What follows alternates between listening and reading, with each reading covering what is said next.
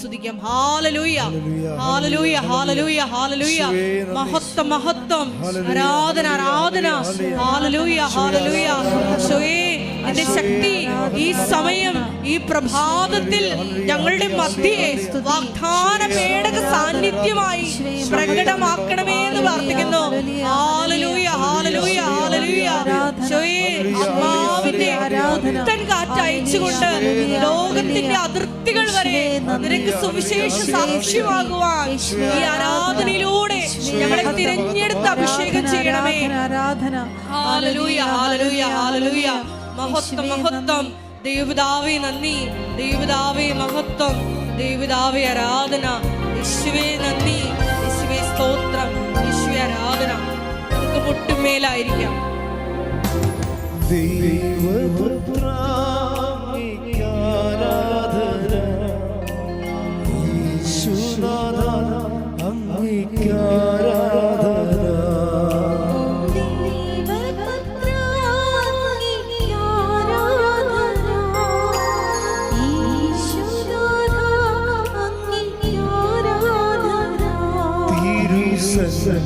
പരിശുദ്ധ പരമ ദിവ്യകാരുണ്യത്തിന് നേരവും ആരാധനയും സ്തുതിയും പുകഴ്ചയും ഉണ്ടായിരിക്കട്ടെ.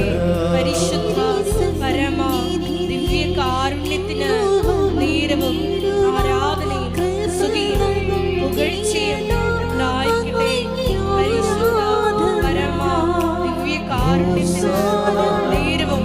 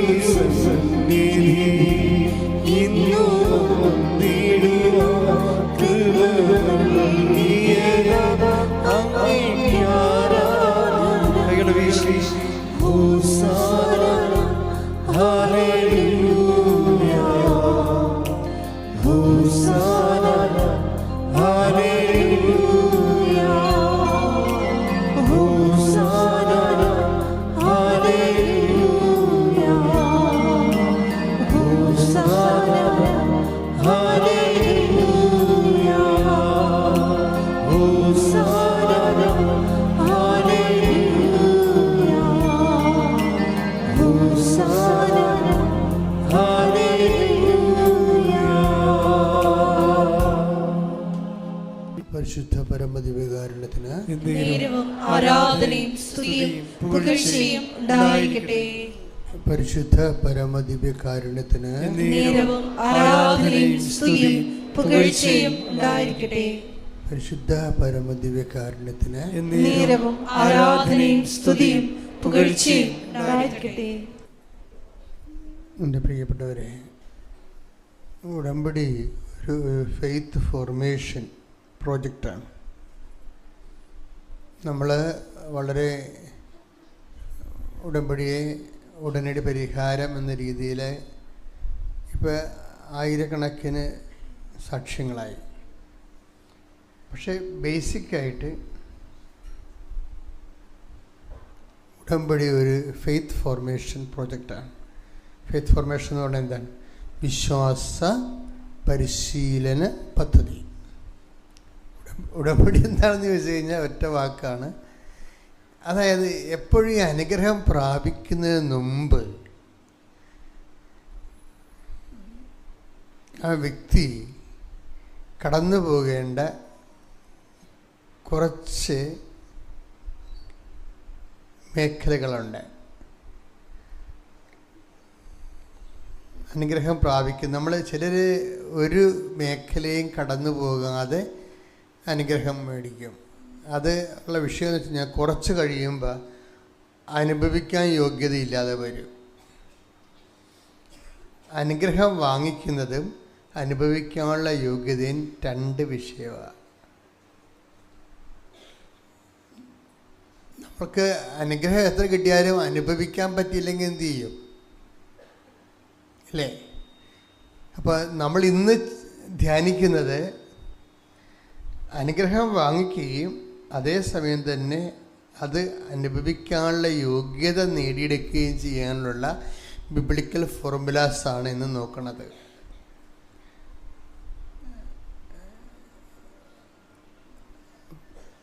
കർത്താവ് എപ്പോഴും പറയുമ്പോൾ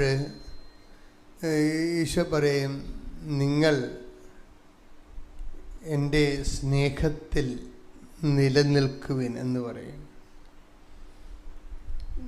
അപ്പം എന്തെങ്കിലും ഒരു ഒറ്റപ്പെട്ട ഒരു ദൈവാനുഭവങ്ങൾ, ഒരു ഒറ്റപ്പെട്ട ജീവിത പ്രശ്നങ്ങളുണ്ടായി, നമ്മൾ ഉടമ്പടി ചെയ്തു, അതിനൊരു പരിഹാരം ഉണ്ടായി, നമ്മളും പിരിഞ്ഞു, ദൈവവും പിരിഞ്ഞു. അങ്ങനെയാണ് ശരിക്കും കുറേ ആൾക്കാർക്ക് അങ്ങനെ സംഭവിക്കണേ. അവർക്കൊരു ക്രൂഷ്യൽ ഇഷ്യൂ ഉണ്ടാവും.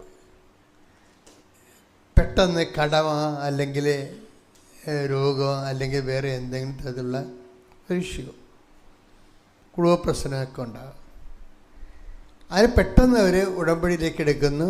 അവിടുന്ന് ടാപ്പ് ചെയ്യാവുന്ന ബ്ലെസ്സിങ് വാങ്ങിച്ച് ആ വിഷയം നേടിയെടുത്ത് ദൈവം തെക്കോട്ടും പോവും, നിങ്ങൾ വടക്കോട്ടും പോവും. പിന്നെ ഈ വിഷയമില്ല. അവിടെ ഫോർമേഷൻ നടക്കണില്ല, ഫെയ്ത്ത് ഫോർമേഷൻ നടക്കണില്ല. അതിൻ്റെ കുഴപ്പം എന്താ വെച്ച് കഴിഞ്ഞാൽ, ഈ ഇൻസ്റ്റൻറ്റ് ഗ്രേസ്, ഇൻസ്റ്റൻറ്റ് ബ്ലെസ്സിങ്സ് സാധാരണ കൊടുക്കുന്നത് ഫ്രഷ് കമേഴ്സിനാണ് കൊടുക്കുന്നത്. എന്നുവെച്ചാൽ ആദ്യമായിട്ട് നിങ്ങൾ നോൺ ക്രിസ്ത്യനാണ്, നിങ്ങൾ ആദ്യമായും കൃപാസനത്തിൽ വരികയാണ്, നിങ്ങൾക്കിങ്ങനെ ഒരു വലിയൊരു ഗുരുതരമായ വിഷയമുണ്ട്. ഓക്കെ, ദൈവം അപ്പം തന്നെ അതിന് വിഷയത്തിനൊരു സമാധാനം ഉണ്ടാക്കും. പക്ഷെ ചിലർ അതൊരു തക്കമായിട്ട് എടുത്തുകൊണ്ട് എന്നും കൊന്നും അങ്ങനെ ഒരു രീതിയിൽ തന്നെ ഉടമ്പടിയെ കാണാൻ തുടങ്ങുമ്പോൾ എന്ത് പറ്റും, നിങ്ങൾ കോമ്പറ്റൻ്റ് പാർട്ട്ണർ എന്നുള്ള ആ സ്റ്റാറ്റസ് നിങ്ങൾക്ക് ഒരിക്കലും കിട്ടത്തില്ല. കോമ്പറ്റൻ്റ് പാർട്ട്ണർ എന്ന് പറയുന്നത് എന്താണ്? ഇത് ഉടമ്പടിയല്ലേ. ഉടമ്പടിയുടെ ഏറ്റവും വലിയ ഗ്രേസ്ഫുൾ എന്ന് പറയുന്നത്, ഉടമ്പടിയുടെ ഏറ്റവും വലിയ പദവി എന്ന് പറയുന്നത് എന്താ? അനുഗ്രഹത്തേക്കാൾ ഉപരി ആ പദവിക്കാണ് പ്രാധാന്യം. അച്ഛൻ പറഞ്ഞ മനസ്സിലാണില്ലേ? അതായത് നമുക്ക് ഈ അനുഗ്രഹം, ഇപ്പം നിങ്ങൾക്ക് ജീവിത പങ്കാളിയില്ല, നിങ്ങൾക്ക് ജീവിത പങ്കാളിയെ വേണം. കഴിഞ്ഞ ദിവസങ്ങളിൽ എനിക്ക് തോന്നുന്നു ഈശോയുടെ ഒരു രീതി എല്ലാ വിഷയങ്ങളുടെ മേലും ദൈവത്തിന് എവരിത്തിങ്. ഇപ്പം നമ്മൾ ഈ സാക്ഷ്യങ്ങളെല്ലാം കേൾക്കുമ്പോൾ നമുക്ക് മനസ്സിലാകണത് എന്താ? സൂര്യന് താഴെ മനുഷ്യൻ അനുഭവിക്കുന്ന എല്ലാ പ്രശ്നങ്ങൾക്കും ഉടമ്പടി പരിഹാരമുണ്ട്. അതാണ് സാക്ഷ്യങ്ങൾ. നമ്മൾ ഓരോ സാക്ഷ്യങ്ങൾ വെറൈറ്റി ആയിട്ടുള്ള സാക്ഷ്യങ്ങളിൽ ആൾക്കാർ പറയുന്നത് ജീവിതത്തിൻ്റെ എല്ലാ മണ്ഡലങ്ങളിലും താമസിക്കുന്നവരാണ്. നമുക്കറിയാമല്ലേ, കൃപാസനത്തെ സാക്ഷ്യങ്ങൾ നമുക്ക് കേട്ടാൽ മനസ്സിലാകും. അത് ഒരിക്കലും ഒരു ആലപ്പി ബേസ്ഡ് അല്ല കേരള ബേസ്ഡ് സാക്ഷ്യങ്ങളല്ല, ഗ്ലോബൽ സാക്ഷ്യങ്ങളാണ് വരുന്നത്. ഞാൻ തന്നെയും 17 രാജ്യങ്ങളിൽ പോയി. അപ്പോൾ അവിടെയുള്ള ആൾക്കാരുടെ ജീവിതവും നമ്മളുടെ ജീവിതാവസ്ഥകൾ, നമ്മളുടെ ജീവിത ആവശ്യങ്ങളൊന്നുമല്ല അവരുടേത്, ഭയങ്കര വ്യത്യാസമുണ്ട്. അപ്പോൾ ഇതുകൊണ്ട് തന്നെ സാക്ഷ്യങ്ങളെല്ലാം ഗ്ലോബലായിട്ടുള്ള സാക്ഷ്യങ്ങളാണ് വരണത്. അപ്പോൾ നമുക്ക് എവിടെ ഏത് രീതിയിലും കൊണ്ടുപോയി ഉടമ്പടിയെ തിരിച്ചു വെച്ചാൽ നമുക്ക് റെയിൻ ഹാർവസ്റ്റ് എന്നൊക്കെ പറയത്തില്ലേ, മഴവെള്ള സംഭരണി, പിന്നെ എങ്ങോട്ട് തിരിച്ചു വെച്ചാലും നമുക്ക് നമ്മുടെ ആവശ്യമനുസരിച്ച് ഉടമ്പടിയിൽ റെസ്പോണ്ടീവാണ്. അപ്പോൾ പക്ഷേ ചിലർക്കൊരു കുഴപ്പമുണ്ട്. അവർക്ക് അറിവില്ലാത്തതുകൊണ്ടാണ് അങ്ങനെ സംഭവിക്കുന്നത്. അവർ അനുഗ്രഹത്തിന് മാത്രം ഇങ്ങനെ ഫോക്കസ് ചെയ്യും. എൻ്റെ സഹോദരൻ അത് ചെയ്യരുത്. അനുഗ്രഹത്തിനേക്കാൾ വലുത് അതിൻ്റെ പദവിക്കാണ്. പദവി എന്ന് പറയുന്നത്, ഞാനുള്ള കാര്യങ്ങൾ പറയാം, എനിക്ക് ഒരു അനുഗ്രഹവും ദൈവം തന്നില്ലെങ്കിലും ഞാൻ ഈ പൗരോഹിത്യത്തിൻ്റെ പദവി അതൊരു കവനൻ്റെ പദവിയാണ്. ഒരു അനുഗ്രഹം വേണ്ട ആവശ്യമില്ല, പദവി മാത്രം മതി. എന്താ കാര്യം? ഞാൻ കർത്താവുമായിട്ടൊരു ഒരു പ്രോജക്റ്റല്ല, ബയലാറ്ററൽ എഗ്രിമെൻ്റുള്ള പാർട്ട്ണറാണ് നമ്മൾ ശരിക്കും. അതുപോലെ തന്നെയാണ് നിങ്ങൾക്കും ഇതൊരു സുവർണ അവസരമാണ്. എന്താണ്? ദൈവത്തിൻ്റെ കൂട്ടുവേലക്കാരി. ശ്രദ്ധിക്കട്ടെ. ഹല്ലേലൂയ ഹല്ലേലൂയ ഹല്ലേലൂയ ഹല്ലേലൂയ യേശുവേ നന്ദി. Hallelujah hallelujah. എന്നുമെന്നും കൂടെ ഇരിപ്പാൻ, എന്നുമെന്നും കൂടെ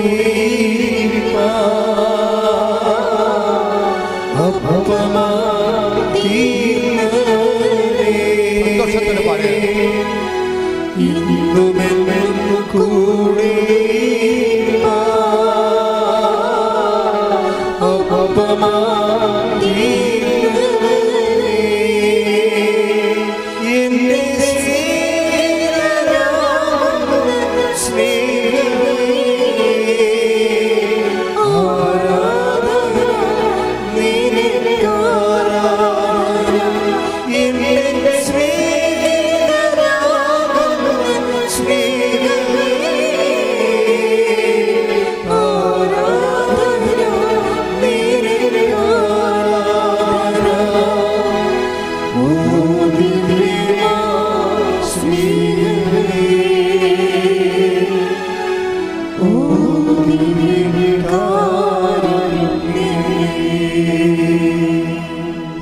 പരമദിവ്യകാരുണ്യത്തിന് ആരാധനയും സ്തുതിയും പുകഴ്ചയും ഉണ്ടായിരിക്കട്ടെ. 1 കൊരിന്തോസ് 3:9.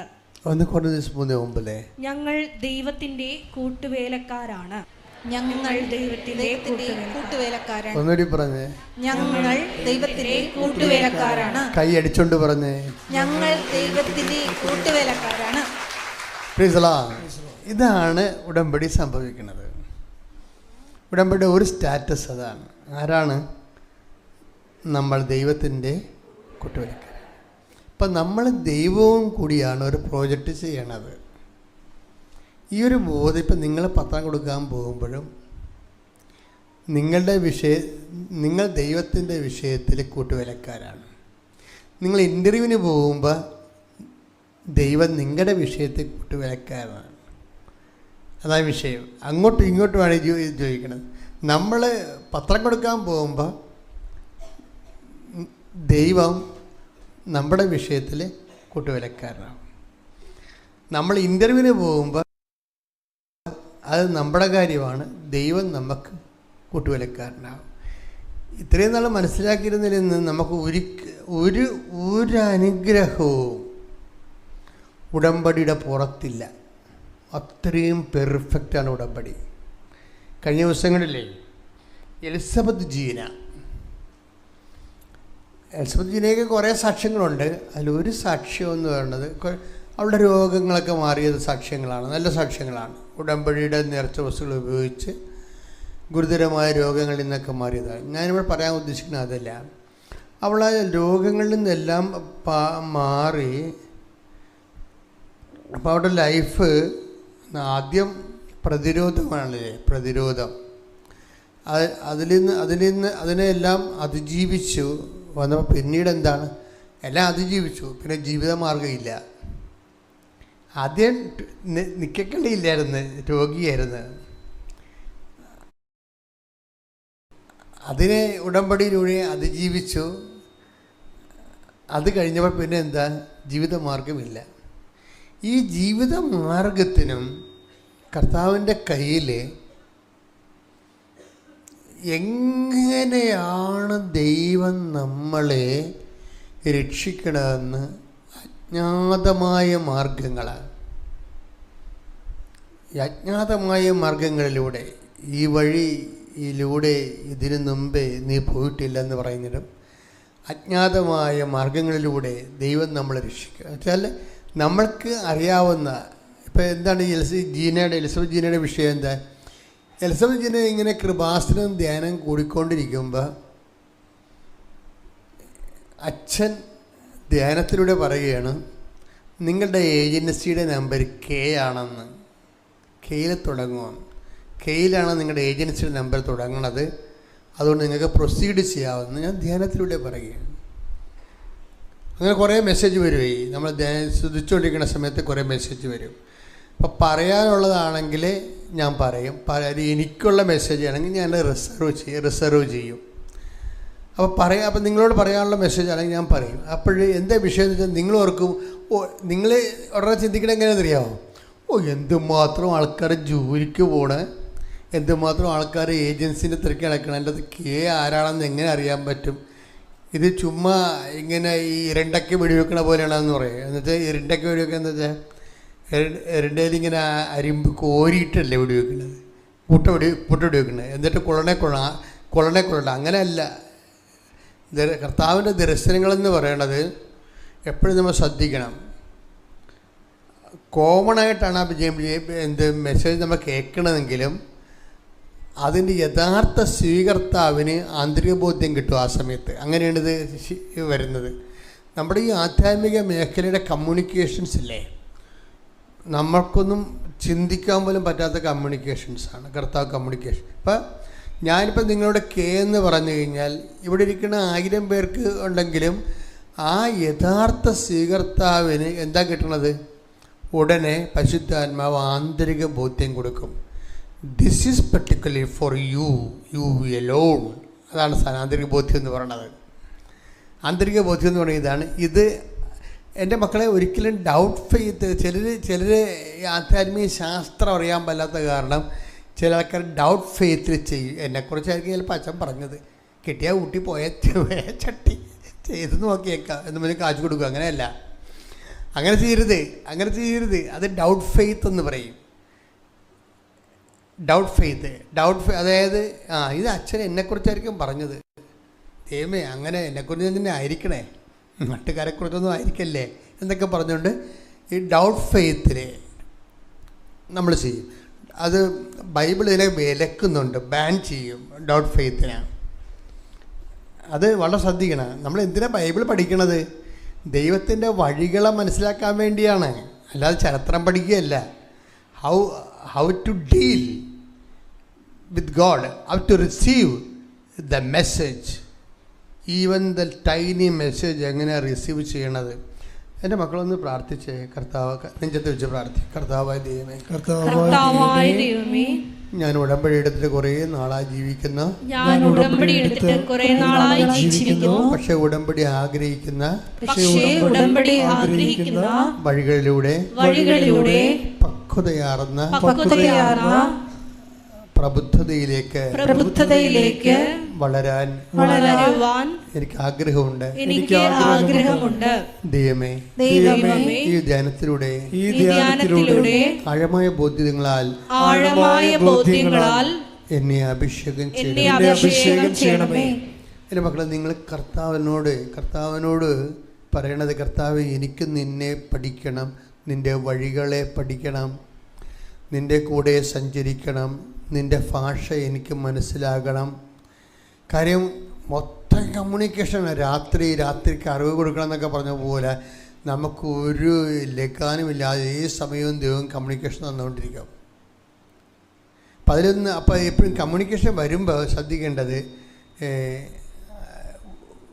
ഈ 1000 പേരിവിടെ ഇരിക്കുന്നുണ്ടെങ്കിലും ആ മെസ്സേജ് ഒരു വ്യക്തിയാണ് കർത്താവ് ഉദ്ദേശിക്കുന്നത്, അല്ലെങ്കിൽ ഒരു 3 വ്യക്തിയാണ് ഉദ്ദേശിക്കുന്നത് വിചാരിച്ചോ. ചിലപ്പോൾ 7 വ്യക്തികളെ വരെ ഉദ്ദേശിച്ച് കൃപാസനത്തിൽ സംഭവിച്ചിട്ടുണ്ട്. 7 ഒരു മെസ്സേജാണ്. ഒരു ഗോൾഡൻ 7 എന്ന് പറഞ്ഞൊരു മെസ്സേജ് വന്നില്ലായിരുന്നു. എത്ര പേരാണ് സാക്ഷ്യം പറഞ്ഞത് ഗോൾഡൻ 7-ൻ്റെ? അപ്പോൾ അതെല്ലാവർക്കും ആ 7 പേർക്കും ആ സെയിം മെസ്സേജാണ് കിട്ടിയിരിക്കുന്നത്. അതെല്ലാം അന്ന് തന്നെ ആ ആഴ്ച തന്നെ ആ ഡെസ്പാച്ചായി പോവുക. ബ്ലെസ്സിങ് അത്രയും പവർഫുള്ളാണ് അത് സംഭവം. അപ്പോൾ എന്താ എൻ്റെ മക്കൾ ചെയ്യേണ്ടതെന്ന് വെച്ചാൽ, നിങ്ങൾ ഇതിൻ്റെ ഒരു പ്രോസസ്സിലൂടെ കടന്നു പോകാൻ നോക്കണം. പ്രോസസ്സ് എന്ന് പറയുമ്പോൾ ഉടമ്പടി എന്താണ് ബേസിക്കായിട്ട് ഉടമ്പടി എന്ന് പറയുന്നത് വാഗ്ദാനം പ്രാപിക്കുന്നതാണ്, അല്ലേ? അതാണ് വാക്കിൻ്റെ ഉള്ളിൽ ദൈവം ദാനം വെച്ചിട്ടുണ്ട്.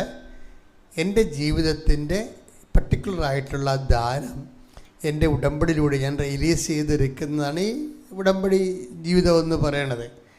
അപ്പോൾ ഈ വാഗ്ദാനം പ്രാപിക്കാൻ വേണ്ടി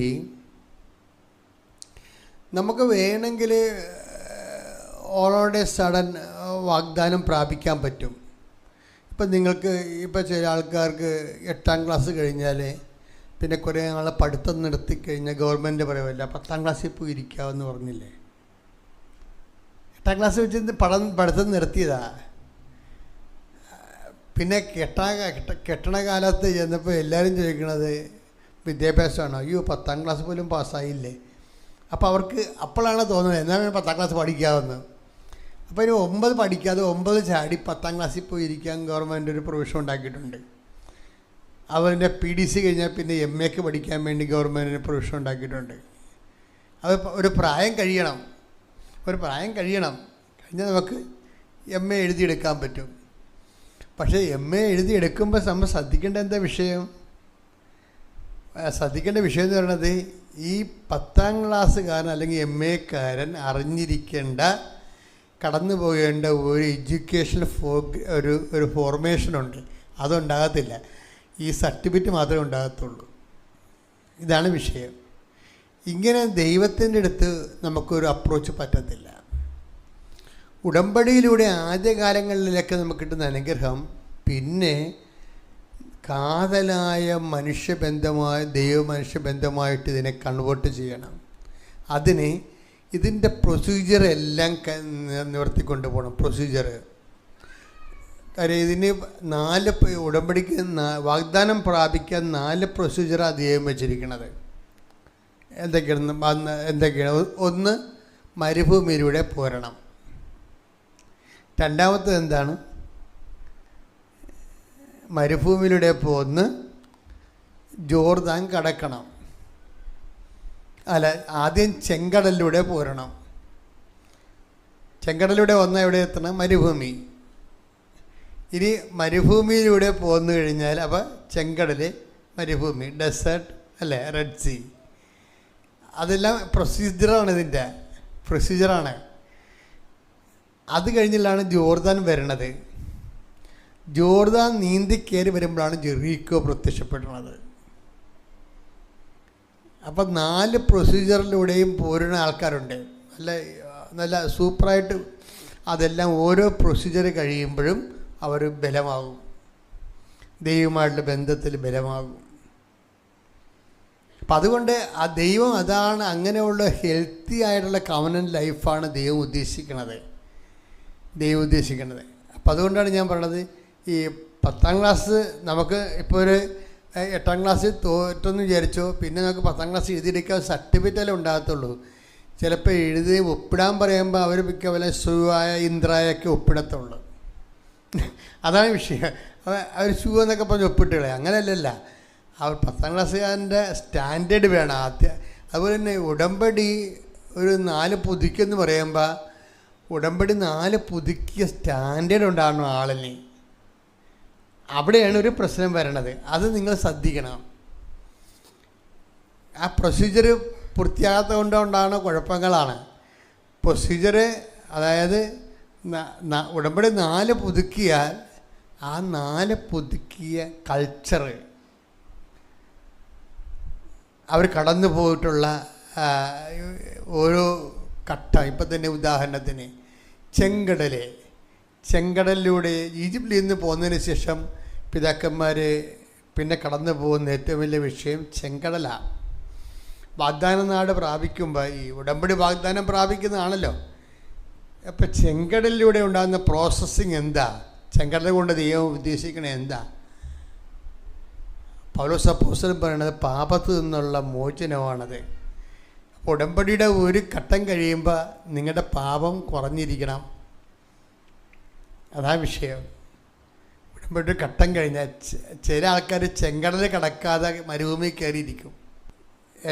അതായത് ചെങ്കടൽ കടക്കത്തില്ല, അവർ കടക്കാതെ എന്തെങ്കിലും തരിടെ കാണിച്ച് അവർക്കിതുമായിട്ട് ബന്ധമില്ലല്ലോ.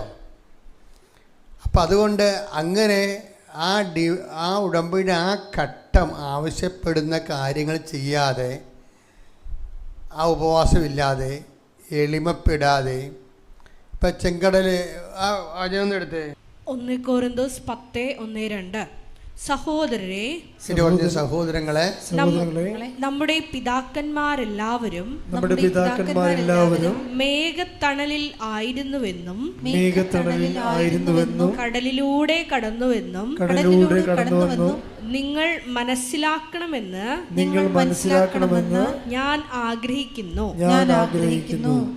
അവരെല്ലാവരും മേഘത്തിലും കടലിലും സ്നാനമേറ്റ് മോശയോട് ചേർന്നു.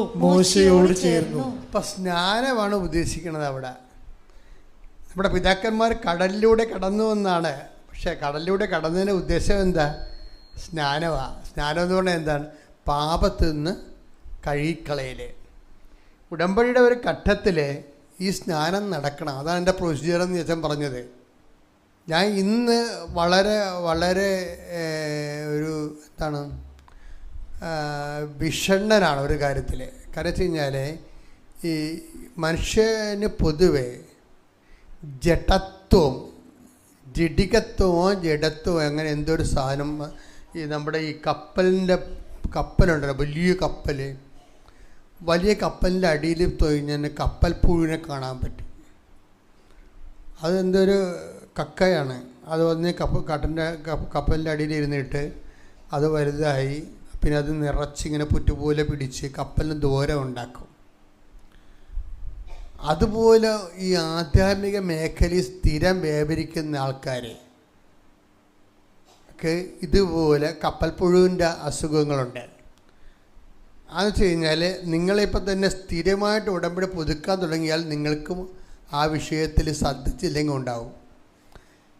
നിങ്ങളിത് ടേക്ക് ഫോർ ഗ്രാൻഡഡ് എടുക്കും. ഇതൊക്കെ ഞങ്ങൾ കുറേ കേട്ടതാ, ഇതാണ് സാധനം, ഇങ്ങനെയാണ് സാധനം. ഇതൊക്കെ നമ്മളെപ്പോഴും കേൾക്കണതല്ലേ ഇത്. കേരളത്തിലും പൊതുവേ ഇപ്പോൾ ഈ രോഗം കൂടുതലാണ്. കാര്യം 109 ധ്യാനകേന്ദ്രങ്ങളിലൂടെ കയറി ഇറങ്ങാത്ത ആൾക്കാർ, ഒരു ധ്യാനകേന്ദ്രത്തിൽ തന്നെ 10 പ്രാവശ്യമൊക്കെ പോയിട്ട് ആൾക്കാരുണ്ട്. അപ്പം ഇങ്ങനെ പോയിട്ട് കപ്പൽ പുഴു അടിച്ചങ്ങനെ ഇരിക്കുകയാണ് ഈ സാധനത്തിന്. എന്താ കാര്യം വെച്ച് കഴിഞ്ഞാൽ ഇതൊക്കെ ഞങ്ങൾ കുറേ കേട്ടതാ എന്ന് വിചാരിച്ചുകൊണ്ട് നിങ്ങളുടെ നെഗറ്റീവ് ക്യാരക്ടറിൽ അഭിരമിക്കും. ആ പ്രൊസീജിയറിലൂടെ കടന്നു പോയെങ്കിലും അതിൻ്റെ പ്രൊസീജിയറിൻ്റെ ഒരു പ്രക്രിയ നമ്മളിൽ നടക്കത്തില്ല. മേഘത്തിലൂടെയും അതുപോലെ തന്നെ കടലിലൂടെയും കടന്നു പോകുമ്പോൾ സ്നാനപ്പെട്ടു എന്നാണ് കർത്താവിൻ്റെ വചനത്തിൽ എഴുതിയിരിക്കുന്നത്. ഉടമ്പടിയുടെ ആദ്യകാലങ്ങളിൽ തന്നെ സംഭവിക്കേണ്ട വിഷയമാണ് സ്നാനം. എന്ന് വെച്ച് കഴിഞ്ഞാൽ എന്താണ്? സ്നാനം പലതരത്തിലുള്ളതാണ്. മനസ്ഥിതിയിൽ സ്നാനം നടക്കും. മനസ്ഥിതിയിലെ സമീപനത്തിൽ സ്നാനം നടക്കും. പിന്നെ പാപത്തിൻ്റെ ചെയ്തികളിൽ സ്നാനം നടത്തും. അപ്പോൾ ഈ പ്രൊസീജിയർ ഒന്നും നടക്കാതെ അനുഗ്രഹത്തെ മാത്രം ടാപ്പ് ചെയ്യാൻ വേണ്ടി ഉടമ്പടിയിലൂടെ പോകുന്ന ആൾക്കാരുണ്ട്. അതുകൊണ്ടാണ് കുറച്ച് കഴിയുമ്പോൾ ഈ അനുഭവിക്കാൻ യോഗ്യതയില്ലാതെ വരുന്നതിൻ്റെ കാരണം അതാണ്. എപ്പോഴും അസമാധാനവും അസമാധാനം സൃഷ്ടിച്ചുകൊണ്ടിരിക്കും. എപ്പോഴും അവരെന്താണ് സൃഷ്ടിക്കണമെന്ന് ചോദിച്ചു കഴിഞ്ഞാൽ അസമാധാനവും അന്തഛിദ്രവും സൃഷ്ടിച്ചുകൊണ്ടിരിക്കാം. ഇവിടെ അവരുള്ള സ്ഥലങ്ങളിലെല്ലാം ഇഷ്യൂസ് ഉണ്ടാക്കി ഡെവലപ്പ് ചെയ്തുകൊണ്ടിരിക്കാം.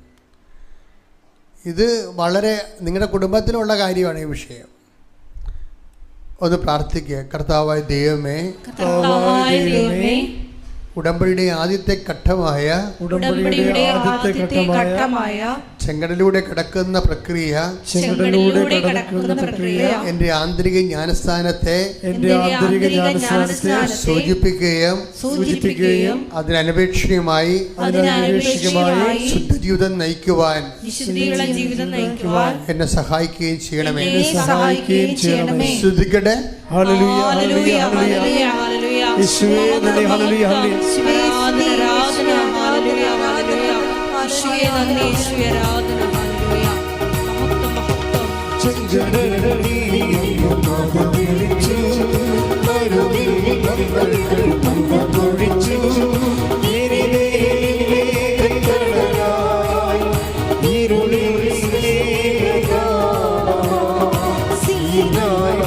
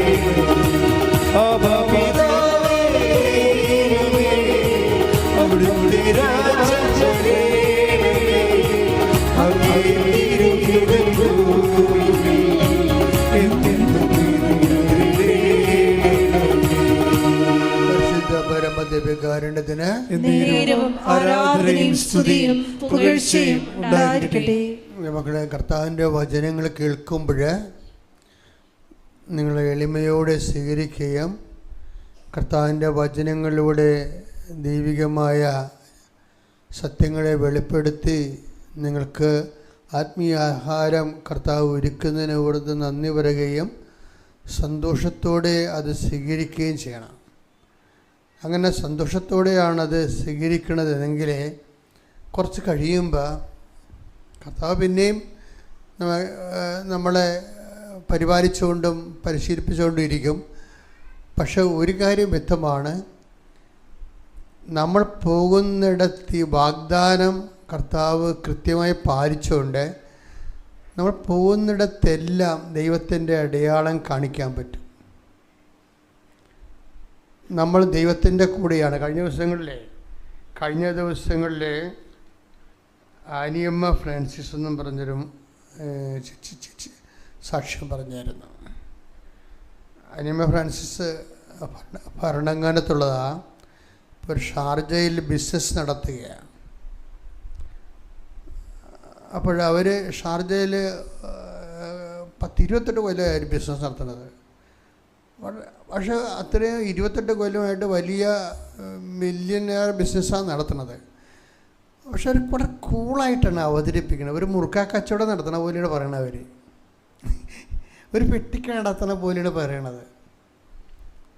ആ വിഷയം അതായത് ഞാൻ ആ സാക്ഷ്യം കേട്ടപ്പോൾ എനിക്ക് അവർ പറയണത്, ഞാൻ എവിടെ പോയാലും എൻ്റെ കൂടെ അമ്മയുണ്ടാവും. അപ്പോൾ നമ്മൾക്ക് അവരുടെ പെറ്റമ്മയാണ് വരണമെന്നാണ്. പക്ഷെ അങ്ങനെയല്ല, മാതാവിനെക്കുറിച്ച് അവരെ അത്രയും ഇൻറ്റിമസിയോടെ സംസാരിക്കണത്. പിന്നെ അവർ പറഞ്ഞ കുറച്ച് കാര്യങ്ങൾ എനിക്കത് കൂടുതൽ ഇഷ്ടപ്പെട്ടായിരുന്നു. കാര്യം ഈ ബിസിനസ്സുകാർക്ക് എപ്പോഴും ഭയങ്കര പാടാണല്ലോ, ആധ്യാത്മിക ജീവിതം ഭയങ്കര പാടാണ്.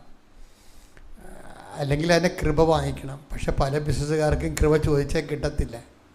അതിൻ്റെ കാരണം കൃപയുടെ വഴികളിലൂടെ അല്ല അവർ സഞ്ചരിക്കണം. അതുകൊണ്ടാണ്, മനസ്സിലായില്ലേ? കൃപ ചോദിച്ചാൽ കിട്ടാത്തതിൻ്റെ കാരണം അവരുടെ പല വഴികളും കൃപയുടെ വഴികളിലൂടെ ആയിരിക്കത്തില്ല സഞ്ചരിക്കണത്. ആനിയമ്മയുടെ സാക്ഷ്യം വ്യത്യസ്തമാകുന്നതിൻ്റെ കാരണം ഇവർ പറയണത്, ഇവർക്ക് ഷാർജയിൽ ഒരു ഈ ബെയർ ഹൗസ് ഉണ്ടാക്കി വിൽക്കുന്നതോ വാടക കൊടുക്കുന്നതാണ് ജോലി. ബെയർ ഹൗസ് എന്ന് പറയുമ്പോൾ ഈ വലിയ ഹോളില്ലേ, അതുണ്ടാക്കി കൊടുക്കും. അല്ലെങ്കിൽ മറ്റുള്ളവരുടെ സാധനം അതിൻ്റെ അകത്ത് വാടകയ്ക്ക് സൂക്ഷിച്ച് വെക്കും. നല്ല ബിസിനസ്സാണ്, വലിയ തലവേദനയില്ലാത്തൊരു ബിസിനസ്സാണ്. തലവേദന ഇല്ലെന്ന് ചോദിച്ചു കഴിഞ്ഞാൽ കോമ്പറ്റീഷനുണ്ട്, ഭയങ്കര ഷാർജയിലൊക്കെ ഞാൻ അവിടെ ഈ സെമിക്കൽ റിസർച്ച് ധ്യാനിപ്പിക്കാൻ പോയിട്ടുള്ളതാണ്. അപ്പോൾ അവിടെയുള്ള വിഷയം വെച്ചാൽ കോമ്പറ്റീഷനുണ്ട്. കോമ്പറ്റീഷൻ എല്ലാ മേഖലയിലും ഉണ്ടല്ലോ. എല്ലാ മേഖലയിലും കോമ്പറ്റീഷൻ ഉണ്ടാവും. ഈ കോമ്പറ്റീഷൻസ് ഉണ്ടെങ്കിലും നമ്മൾ ബൈബിള് ചില വാഗ്ദാനങ്ങൾ നമുക്ക് തന്നിട്ടുണ്ട്. ബിസിനസ് ഉണ്ടാവും, കോമ്പറ്റീഷൻ ഉണ്ടാവും. അത് നമ്മുടെ ഈ ബിസിനസ്സിൽ മാത്രമല്ലല്ലോ, വിദ്യാഭ്യാസത്തിൽ കോമ്പറ്റീഷൻ ഇല്ലേ? നമ്മൾ ചെല്ലുമ്പോൾ എന്തുകൊണ്ടാണ് നമുക്ക് അഡ്മിഷൻ കിട്ടാതിരിക്കുന്നതിൻ്റെ കാരണം എന്താ? ഒന്നെങ്കിൽ നമ്മളെക്കാൾ മാർക്കുള്ള വേറെ ആൾക്കാരുണ്ടാവും, അല്ലെങ്കിൽ നമ്മളെക്കാൾ റെക്കമെൻഡേഷൻ ചെയ്യാനുള്ള കഴിവുള്ളവരുണ്ടാവും, ആരെങ്കിലും ഉണ്ടാവും. അപ്പം ആ ഒരു സംഭവങ്ങൾ ഉള്ളത് കൊണ്ടാണ് ദൈവത്തിന് സഞ്ചരിക്കാൻ വേണ്ടി ഒരു സിംഗിൾ പാത ദൈവം ഓപ്പറേറ്റ് ചെയ്തിട്ടുണ്ട്. അതേതാണ്? Not by merit but by grace. അതാണ് ഈ ഉടമ്പടി വരണതിൻ്റെ കാരണം. കോമ്പറ്റീഷനൊക്കെ ഉണ്ടാകും, പക്ഷെ കോമ്പറ്റീഷൻ ഈ ലോകത്ത് എല്ലാ മേഖലകളിലും ഉള്ളതുപോലെ തന്നെ ഉണ്ടാകും. പക്ഷെ ദൈവം തൻ്റെ സന്തതികൾക്ക് ഈസി എൻട്രി ആയിട്ട് ദൈവത്തിൻ്റെതായിട്ടൊരു വഴികളുണ്ടാകും. ഗോഡ്സ് ഓൺ വേ, ദൈവ വഴികളുണ്ടാവും. ഞാനെപ്പോഴും നിങ്ങൾക്ക് ഉപദേശിച്ച് തരണമെന്ന് വെച്ചാൽ ദൈവ വഴികളിൽ അഭിരമിക്കാനുള്ള യോഗ്യതയാണ് എപ്പോഴും. കാരണം ചില ആൾക്കാർ അത്യാവശ്യം ദൈവ വഴികളിൽ വന്നിട്ട് കാര്യം കണ്ടിച്ച് പിന്നെ അവരുടെ ലോക വഴികളിലേക്ക് അവർ പോകും. അത് കുറച്ച് നാൾ വർക്കൗട്ട് ചെയ്യത്തില്ല. അതുകൊണ്ട് പരമാവധി ജീവിതം ട്യൂൺ ചെയ്യണ ദൈവ വഴികളിലൂടെ ആകാൻ, അല്ല കുറച്ച് കാപട്യവും കുറച്ച് കള്ളത്തരവും കുറച്ച് സത്യവും, അങ്ങനെ നമുക്ക് ദൈവവുമായിട്ട് മുന്നോട്ട് പോകാൻ പറ്റും. നിങ്ങളുടെ അപ്പനുമായിട്ട് വേണേൽ അങ്ങനെ പോകാൻ പറ്റും. സ്വന്തം അപ്പൻ ഭാഗോടമ്പടിയൊക്കെ ബന്ധപ്പെട്ട് കഴിയുമ്പോൾ സ്വാഭാവികമായിട്ട് നിങ്ങൾക്ക് ഇപ്പോൾ ചില അപ്പന്മാർക്ക് വലിയ ഓർമ്മയുണ്ട്. നിങ്ങൾക്ക് പണ്ട് വസ്തു തന്നതായിരിക്കും ലോൺ എടുക്കാൻ വേണ്ടി വസ്തു തന്നാണെങ്കിലും അപ്പൻ ചിലപ്പോൾ അത് മറന്നു പോകും. ഭാഗോടമ്പടി അത് കൂട്ടാതെ ആയിരിക്കും തുല്യമായിട്ട് വീതിക്കണത്. നിങ്ങൾക്ക് പറയാം, അപ്പ എനിക്ക് തന്നതാണല്ല. നിങ്ങൾ പറയത്തില്ല. ഉടമ്പടി എടുത്താലും പറയത്തില്ല. അപ്പം കള്ളി എപ്പോഴും കള്ളി തന്നെയായിരിക്കും. അതാണ് എൻ്റെ വിഷയം. അതെപ്പോഴും നമ്മൾ ദൈവവുമായിട്ട് ഡീല് ചെയ്യുമ്പോൾ സൂക്ഷിക്കേണ്ട കാര്യങ്ങളാണത്. അത് സൂക്ഷിക്കാൻ പറ്റത്തില്ല. കാര്യം പരിശുദ്ധാത്മാവ് ഉണ്ടെങ്കിൽ മാത്രമേ പരിശുദ്ധാത്മാവ് പറയത്തുള്ളൂ. നിനക്ക് ലോൺ എടുക്കാൻ വേണ്ടി 16 കൊല്ലം മുമ്പ് അപ്പൻ ആ സ്ഥലം തന്നതല്ലേ, 10 സെൻറ്റ്. അത് സത്യമല്ലേ? അപ്പം നീ അതിപ്പോൾ പറയണ്ടേ? അല്ലെങ്കിൽ പിന്നെ അനിയന് കുറഞ്ഞു പോകത്തില്ലേ? അപ്പം നീ ഇപ്പം മിണ്ടാതിരുന്ന് കഴിഞ്ഞാൽ നീ എന്താ ചെയ്യണം? അനിയനെ ചതിക്കാണ് ചെയ്യണത്. എന്നാൽ ഉടമ്പടി 8 പുതുക്കിയിട്ടുമുണ്ട്. അതാണ് വിഷയം. ഇത് രണ്ടും 2 വഴികളാണ്. ഉടമ്പടി 8 പുതുക്കിയിട്ടുണ്ട്, പക്ഷേ അനിയനെ ചതിക്കുന്നതിന് യാതൊരുവിധ വ്യത്യാസവും ഇല്ല. അതാ ആ വഴി പോലെ നടക്കും. ആ വിഷയത്തിൽ ശങ്കരൻ തെങ്ങേ തന്നെ തമ്മിൽ കൂട്ടിക്കുഴക്കത്തില്ല. ദൈവ വഴികളെന്ന് പറയുന്നത് കറക്റ്റ് ദൈവ വഴികൾ മാത്രമാണ്. ഇപ്പം നോട്ട് ബൈ മെറിറ്റിൽ ഇത് വർക്ക് ചെയ്യുമെന്ന് ഞാൻ പറഞ്ഞാൽ അത് വർക്ക് ചെയ്യും. ഇപ്പം നേരത്തെ നമ്മൾ പറഞ്ഞ അവളുടെ പേരെന്ന കുഞ്ഞിൻ്റെ പേരെന്താ? എലിസബത്ത് ജീന. എലിസബത്ത് ജീനയുടെ വചനം എന്താ? ആ കെ എന്ന് പറഞ്ഞപ്പോൾ ആ കെ അവൾക്ക് ആ ആഴ്ച തന്നെ ഏജൻസിനെ കിട്ടി. കെയുടെ പ്രൊസീജിയർ ചെയ്ത് അവൾ ജർമ്മനിയിലാണ്. ഇപ്പോൾ സ്പീഡാണ്, ടക്കാണ് സ്പീഡാണ്. കർത്താവിൻ്റെ കയ്യിൽ എല്ലാ വിഷയത്തിൻ്റെ അകത്ത് നോട്ടുണ്ട്. പക്ഷേ പ്രോബ്ലം വെച്ച് കഴിഞ്ഞാൽ എലിസബത്ത് ജീനയ്ക്ക് കൊടുത്തിരിക്കുന്ന മെസ്സേജ് കെ ആണ് നീ സെലക്ട് ചെയ്യേണ്ട ഏജൻസിയുടെ ഫസ്റ്റ് നമ്പറേ. അത് പറയുമ്പോഴേ ഇവൾക്ക് കേൾക്കുമ്പോൾ അവൾക്ക് ആന്തരിക ബോധ്യം ഉണ്ടാവും. ഈ കേൾവിയുടെ പ്രശ്നം, ആ വചനം എനിക്കാണോ എന്നറിയണമെങ്കിൽ ആന്തരിക ബോധ്യം ഉണ്ടാകും നമുക്ക്. അതിലൂടെയാണ് നമ്മൾക്കാണ് ആ വചനം നമ്മളെയാണ് ടാർഗറ്റ് ചെയ്യണത്, അഡ്രസ്സ് ചെയ്തിരിക്കണമെന്ന്. കേൾവിക്കാർക്ക് ആന്തരിക ബോധ്യം ഉണ്ടാവും. അതുകൊണ്ടാണ് നമ്മളെപ്പോഴും ഇപ്പം നിങ്ങൾ ഈ വചനം വായിക്കല്ലേ ഉള്ളൂ. വചനത്തിൻ്റെ പ്രോസസ്സിങ്ങിൽ അത് പ്രോസസ്സ് ചെയ്ത് അതിൻ്റെ മീനിങ് ഡ്രോ ചെയ്ത് ദൈവമായിട്ട് ഒരു ലൈവ് കമ്മ്യൂണിക്കേഷനിലേക്ക് വളർന്ന് വരാൻ വേണ്ടിയാണ് അച്ഛൻ ഇത് കറക്റ്റ് കാര്യങ്ങൾ പറയണത്. അത് എന്താ വിഷയം വെച്ച് കഴിഞ്ഞാൽ ഇപ്പം കെ വന്നു കഴിഞ്ഞാൽ ഇപ്പം ഡൗട്ട് ഫെയ്ത്ത് ആണെങ്കിൽ വചനം എന്ന് പറയും ഡൗട്ട് ഫെയ്ത്തിൽ നിങ്ങളൊന്നും ചെയ്യരുതെന്ന് പറയും. അതറിയണമെങ്കിലേ ആ വചനം ഒന്നും എടുത്തേ. ഡൗട്ട് ഫെയ്ത്ത് റോമ 14:23 സംശയത്തോടെ ഭക്ഷിക്കുന്നവൻ ശിക്ഷിക്കപ്പെടും. എന്തെന്നാൽ വിശ്വാസമനുസരിച്ചല്ല അവൻ പ്രവർത്തിക്കുന്നത്. വിശ്വാസത്തിൽ നിന്നല്ലാതെ ഉത്ഭവിക്കുന്നതെന്തും പാപമാണ്. ഇതിൻ്റെ വിഷയം നമുക്കൊരു ഡൗട്ട് ഫെയ്ത്ത് ഉണ്ടെങ്കിൽ തെറ്റാണ്, പാപമാണെന്ന് ചെയ്യരുതെന്ന്. മനസ്സിലായ? എനിക്കാണോ അല്ലയോ എനിക്കറിയത്തില്ല, പോയി നോക്കാം. എങ്ങാനും പഠിക്കൽ ബിരിയാണി കൊടുത്താലോ എന്നും പറഞ്ഞുകൊണ്ട് ഡൗട്ട് ഫെയ്ത്ത് ചെയ്യും. Doubt faith you should not do it. അപ്പോൾ അത് തെറ്റാണെന്നാണ് പറയണത്. ഇപ്പോൾ കേട്ടില്ലേ? സംശയത്തോടെയാണ് ചെയ്യണമെങ്കിൽ അത് തെറ്റാണ്. നമുക്കെങ്ങനെ ചെയ്യണമെന്ന് വെച്ച് കഴിഞ്ഞാൽ കേൾവിക്കാർക്ക് 2 തിമോത്തി 4 2 സ്തുതിക്കട്ടെ. ഹല്ലേലൂയ ഹല്ലേലൂയ ഹല്ലേലൂയ ഹല്ലേലൂയ യേശുവേ നന്ദി. ഹല്ലേലൂയ ഹല്ലേലൂയ ആരാധന. വചനം പ്രസംഗിക്കുക. സാഹചര്യങ്ങൾ അനുകൂലമാണെങ്കിലും അല്ലെങ്കിലും ജാഗരൂകതയോടെ വർത്തിക്കുക. മറ്റുള്ളവരിൽ ബോധ്യം ജനിപ്പിക്കുകയും അവരെ ശാസിക്കുകയും ഉദ്ബോധിപ്പിക്കുകയും ചെയ്യുക. ക്ഷമ കൈവിടാതിരിക്കുകയും പ്രബോധനത്തിൽ ശ്രദ്ധിക്കുകയും ചെയ്യുക. അപ്പോൾ ഈ ബോധ്യം ജനിപ്പിക്കുക എന്നുള്ളത് നമ്മൾ പ്രാർത്ഥിച്ച് വരും. നമ്മൾ ആത്മാർത്ഥമായിട്ട് പ്രാർത്ഥിച്ച് ആണ് വചനം വായിക്കണമെന്നുണ്ടെങ്കിലും വചനം കേൾക്കുന്നുണ്ടെങ്കിലും നമ്മൾക്ക് ആണ് ആ മെസ്സേജ് വരുന്നതെന്നുണ്ടെങ്കിൽ നമുക്ക് ബോധ്യം കിട്ടും. അതാണ് എൻ്റെ വിഷയം. നമ്മളെയാണ് ദൈവം ആ മെസ്സേജ് അഡ്രസ്. ഇപ്പോൾ 10,000 പേര് ഇരുന്നാലും ചിലപ്പോൾ അതിൻ്റെ യഥാർത്ഥ ഉടമസ്ഥന് ഒരാളെ എൻ്റെ കൂട്ടത്തിലുണ്ടെങ്കിൽ അയാൾക്ക് മാത്രമാണ് ആ ബോധ്യം കൊടുക്കുന്നത്. ദൈവം ബോധ്യം കൊടുക്കണം. ഇത് കർത്താവ് എന്നെക്കുറിച്ചാണ് സംസാരിച്ചത്. പക്ഷെ അവിടെ ഡൗട്ട് എന്നെക്കുറിച്ചായിരിക്കുമോ? ചിലപ്പോൾ അല്ലായിരിക്കും. കുറേ കാലമുണ്ടായി, കുറേ ആൾക്കാരുണ്ടല്ലോ ഇവിടെ. അങ്ങനെ വരുമ്പോൾ പിന്നെ അത് നിങ്ങളെക്കുറിച്ചല്ല. കഴിഞ്ഞു, ആ സംഭവം കഴിഞ്ഞു. അങ്ങനെയാണ് ഈ വിഷയം നമ്മൾ ഡിസേൺ ചെയ്യണത്. എന്താ വിവേചിക്കണത്? അങ്ങനെയാണ് വിവേചിക്കണത്. നിങ്ങൾക്കുള്ള മെസ്സേജാണെങ്കിൽ ഇടിവെട്ട് പോലെ ഒറ്റ ഷൂട്ട് നിങ്ങൾക്കപ്പം തന്നെ ബോധ്യപ്പെട്ടിരിക്കുക. അപ്പോൾ ഇതിൻ്റെ ഈ ഇന്ദ്രിയങ്ങൾ ഭയങ്കര സീരിയസ് ആണ്. നമ്മൾ വചനം കേൾക്കുന്നതിൽ ഇന്ദ്രിയങ്ങളെ ഇപ്പം നിങ്ങൾക്ക് മറ്റുള്ളവരൊക്കെ നിങ്ങൾ പള്ളിലൊക്കെ പോകുമ്പോൾ നിങ്ങളെ പിടിച്ചു നിർത്തിയിട്ട് ഓരോരോ കാര്യങ്ങളൊക്കെ പറയത്തില്ലേ? ചിലപ്പോൾ ശരിയായിരിക്കും, ചിലപ്പോൾ തെറ്റായിരിക്കും. പക്ഷെ നിങ്ങൾക്ക് പ്രയോജനം ഉണ്ടാകുമെന്ന് അറിയത്തില്ല.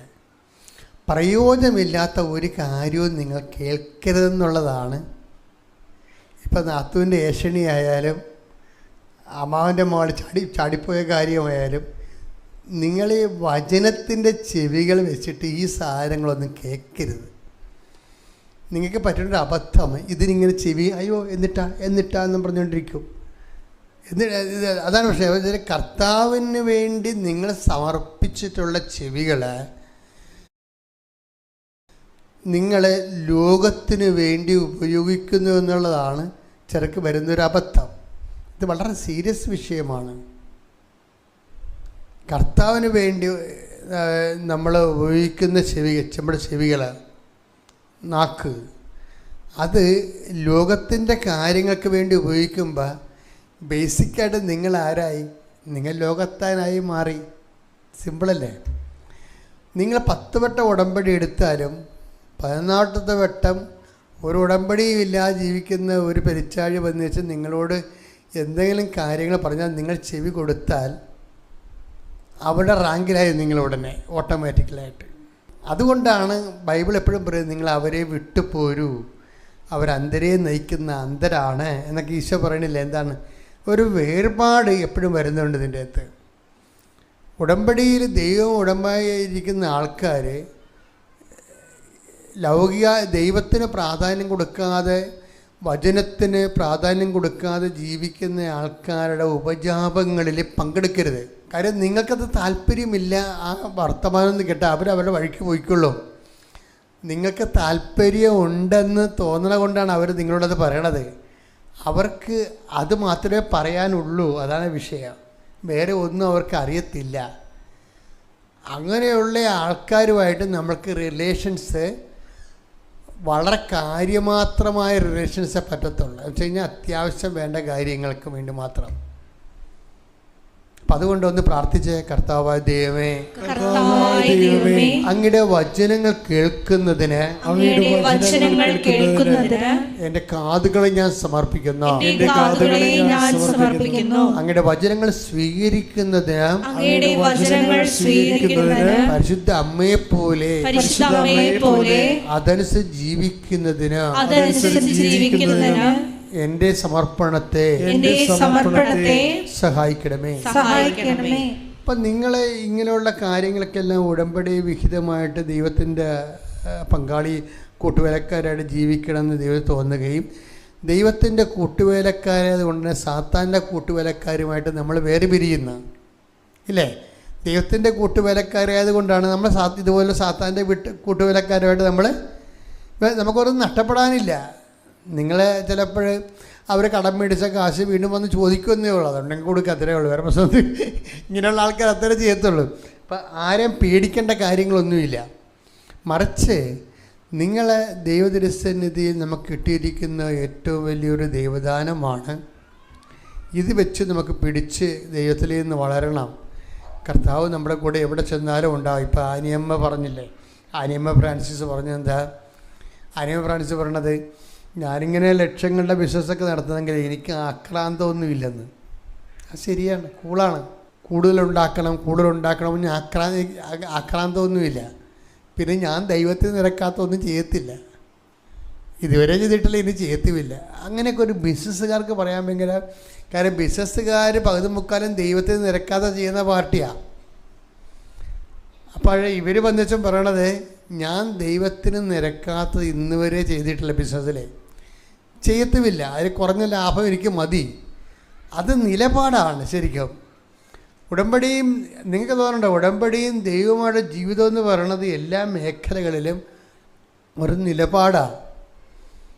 അപ്പോൾ ബിസിനസ്സിൽ വരുമ്പോൾ നിങ്ങളുടെ എല്ലാവിധ ആ പണ്ടെങ്ങനെയാണ് പിശാചിൻ്റെ കൂടെ ജീവിച്ചിരുന്ന കാലത്ത് നിങ്ങൾ ചെയ്തത് അതുപോലെ ഇപ്പം ചെയ്യുകയും ദൈവത്തിനെ പോലും അനുഗ്രഹം തട്ടിച്ചു പിടിക്കാൻ വേണ്ടി നിങ്ങൾ അവിടെ നിന്നുകൊണ്ട് മോങ്ങുകയും പ്രാർത്ഥിക്കുകയൊക്കെ ചെയ്യുകയും ചെയ്യുമ്പോൾ ഇതൊന്നും വർക്കൗട്ട് ചെയ്യത്തില്ല. കാര്യം ബൈബിളിൻ്റെ ABCD അറിയാൻ പാടില്ലാത്തത് കൊണ്ട് സംഭവിക്കുന്ന കുഴപ്പമാണിത്. അതുകൊണ്ടാണ് കൃത്യമായിട്ട് ഇവർ പറയണത്, എനിക്ക് ഇന്ന് വരെ ഞാൻ ദൈവത്തിന് മാറ്റി നിർത്തി ഒരു കച്ചവടം ചെയ്തിട്ടില്ല, ചെയ്യത്തുമില്ലെന്ന്. ഇപ്പം എന്താ സംഭവിച്ചാൽ അങ്ങനെ ഇപ്പം നമുക്ക് ഒരു ബിസിനസ് ആകുമ്പോൾ നമ്മളെന്താ ബിസിനസ് ചെയ്യണം? ജീവിക്കാൻ വേണ്ടിയല്ലേ. അതിൻ്റെ മിനിമം ലാഭം ദൈവം, ഒരു വളഞ്ഞ വഴിയൊന്നും ഇല്ലെങ്കിലും ദൈവം ഉണ്ടാക്കി തരും. ഇപ്പോൾ ഇവരൊരു ഷാർജയിൽ സ്ഥലം മേടിക്കാൻ കഥ പറയുന്നുണ്ട്, നല്ല രസം കേൾക്കാൻ.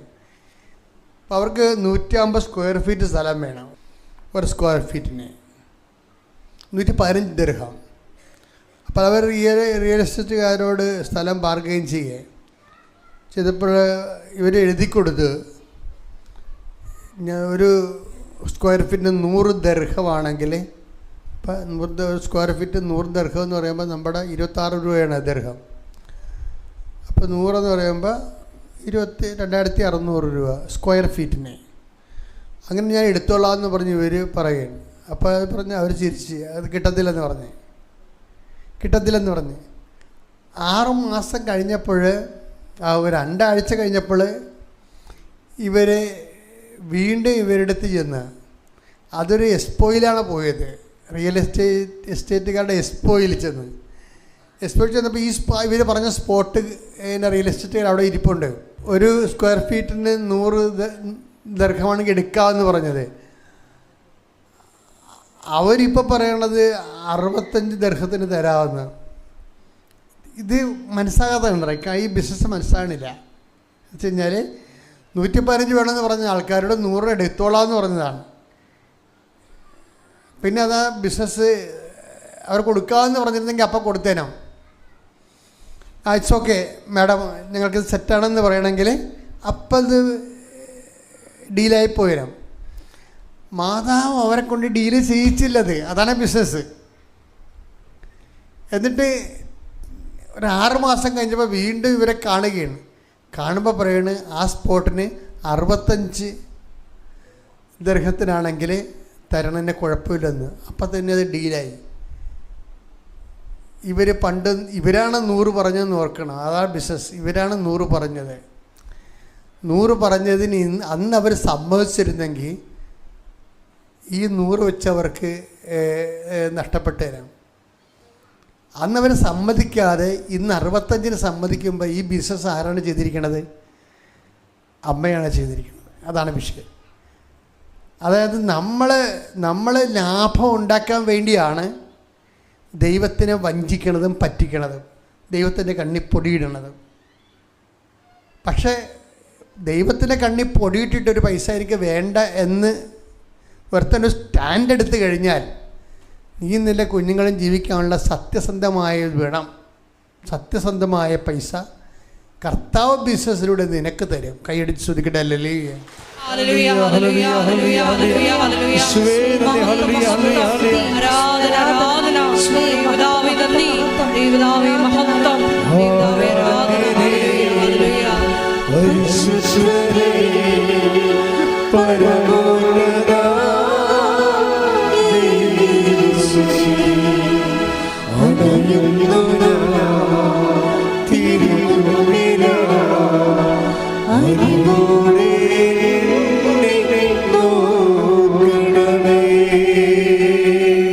പരിശുദ്ധ പരമ ദിവ്യകാരുണ്യത്തിന് ആരാധനയും സ്തുതിയും പുകഴ്ചയും ഉണ്ടായിരിക്കട്ടെ. എപ്പോഴും നിങ്ങൾ 5 പുതുക്കി 10 പുതുക്കി. ഞാൻ ഇന്ന് കഴിഞ്ഞ ദിവസങ്ങളിൽ 25 പുതുക്കി ഒരു മോളൊക്കെ ഉണ്ട്. അവൾ ഇടിവെട്ട് സാക്ഷിയാണ് പാർട്ടി, അവർ സംശയമില്ല. അവർ ഒരു ലോക ഉടമ്പടിക്കാരത്തിയാണ്. പക്ഷെ എന്നാലും ഞാൻ എപ്പോഴും ചിന്തിക്കണത്, ഈ പ്രോസസ്സിങ്ങിലൂടെ പോയില്ലെങ്കിൽ കുറച്ച് കഴിയുമ്പോൾ നമുക്ക് ഈ പറഞ്ഞ ഈ എണ്ണത്തിൻ്റെ ഒരു ഗുണമേന്മ, ഇത് ക്വാണ്ടിറ്റി അല്ലേ? ക്വാണ്ടിറ്റി എന്താണ്? എണ്ണപ്പെരുപ്പത്തിനേക്കാൾ ഉപരി ഗുണമേന്മയിലേക്കാണ് ഉടമ്പടി വരേണ്ടത്. ശരിക്കും പറഞ്ഞാൽ എണ്ണ ഈ മാസം നിങ്ങൾക്ക് പുതുക്കാൻ പറ്റും 3 മാസം കൂടുമ്പോൾ. പക്ഷെ അത്രയും ഉടമ്പടി ക്വാളിറ്റി നിങ്ങൾക്കുണ്ട്. അപ്പോൾ ഉടമ്പടി ക്വാളിറ്റി എന്താണ്? ഒന്നാമത്തത് ചെങ്കടലിലൂടെ കടക്കണം. രണ്ടാമത്തെ ഉടമ്പടി ക്വാളിറ്റി എന്താണ്? ചെങ്കടലിലൂടെ കടന്നിട്ട് പിന്നെ എങ്ങനെയാണ് സീനായി മരുഭൂമിയിലേക്കാണ് ഇവർ പ്രവേശിക്കുന്നത്. മരുഭൂമി എന്തിൻ്റെ ചിഹ്നമാണ്? മരുഭൂമിയും ഒരു പ്രൊസീജിയറാണ്, രണ്ടാമത്തെ പ്രൊസീജിയറാണ്. അതെന്തിൻ്റെതാണ്? നിയമാവർത്തനം എടുത്തേ. നിയമാവർത്തനം 8:2. നിങ്ങളുടെ ദൈവമായ കർത്താവ് നിങ്ങളെ എളിമപ്പെടുത്താനും തന്റെ കൽപ്പനകൾ അനുസരിക്കുമോ ഇല്ലയോ എന്നറിയാൻ നിങ്ങളെ പരീക്ഷിച്ച് നിങ്ങളുടെ ഹൃദയ വിചാരങ്ങൾ മനസ്സിലാക്കാനും വേണ്ടി ഈ 40 സംവത്സരം മരുഭൂമിയിലൂടെ നിങ്ങളെ നയിച്ച വഴിയെല്ലാം നിങ്ങൾ ഓർക്കണം. അപ്പോൾ ഈ പ്രൊസീജിയർ എല്ലാം ഓർക്കണമെന്നാണ് പറയാം. ഇടയ്ക്കിടയ്ക്ക് കടന്നു പോകുന്ന പ്രൊസീജിയറിനെ കുറിച്ചൊക്കെ ഇടയ്ക്കൊക്കെ ഒരു ഹോംവർക്ക് ചെയ്യണത് നല്ലതാണ്. കഴിഞ്ഞ കാലങ്ങളിൽ നടന്നിട്ടുള്ള മരുഭൂമിയിലൂടെ കടന്നുപോയ എല്ലാ വഴികളും ഇടയ്ക്ക് നിങ്ങൾ ഓർക്കണം. അതെന്തിനാണ്? നിങ്ങളെ എളിമപ്പെടുത്താൻ. ആ വചനം ഒന്നിനു വായിച്ചേ. നിയമാവർത്തനം 8:2. നിങ്ങളുടെ ദൈവമായ കർത്താവ് നിങ്ങളെ എളിമപ്പെടുത്താനും തന്റെ കൽപ്പനകൾ അനുസരിക്കുമോ ഇല്ലയോ എന്നറിയാൻ നിങ്ങളെ പരീക്ഷിച്ച് നിങ്ങളുടെ ഹൃദയ വിചാരങ്ങൾ മനസ്സിലാക്കാനും വേണ്ടി ഈ 40 സംവത്സരം മരുഭൂമിയിലൂടെ നിങ്ങളെ നയിച്ച വഴിയെല്ലാം നിങ്ങൾ ഓർക്കണം. ഇപ്പം എളിമപ്പെടുത്തുക എന്നുള്ളത് പ്രൊസീജിയറിൻ്റെ ഭാഗമാണ്. ഈ ഉടമ്പടിയിലൂടെ പോകുന്ന വ്യക്തി രണ്ടാമത്തെ പ്രൊസീജിയർ എന്ന് പറയുന്നത്, ആദ്യത്തെ പ്രൊസീജിയർ പാപത്തെ ഒഴിവാക്കുകയാണ്, രണ്ടാമത്തെ പ്രൊസീജിയർ എളിമപ്പെടുകയാണ്. ഈ മാതാവിൻ്റെ മാതൃക ഇവിടെ വെച്ചിരിക്കുന്നതിൻ്റെ ഒരു പ്രധാനപ്പെട്ട കാര്യം, നിങ്ങൾക്കിത് പറ്റുന്നില്ലെങ്കിൽ അമ്മയോട് നിങ്ങൾ ചോദിക്കണം. അമ്മ അവിടുന്ന് ദാസിയുടെ വിനീത അവസ്ഥ തെക്കൺ പാർത്തില്ലേ, എന്നെ വിനയപ്പെടുത്തണം, പ്രാർത്ഥിക്കണം.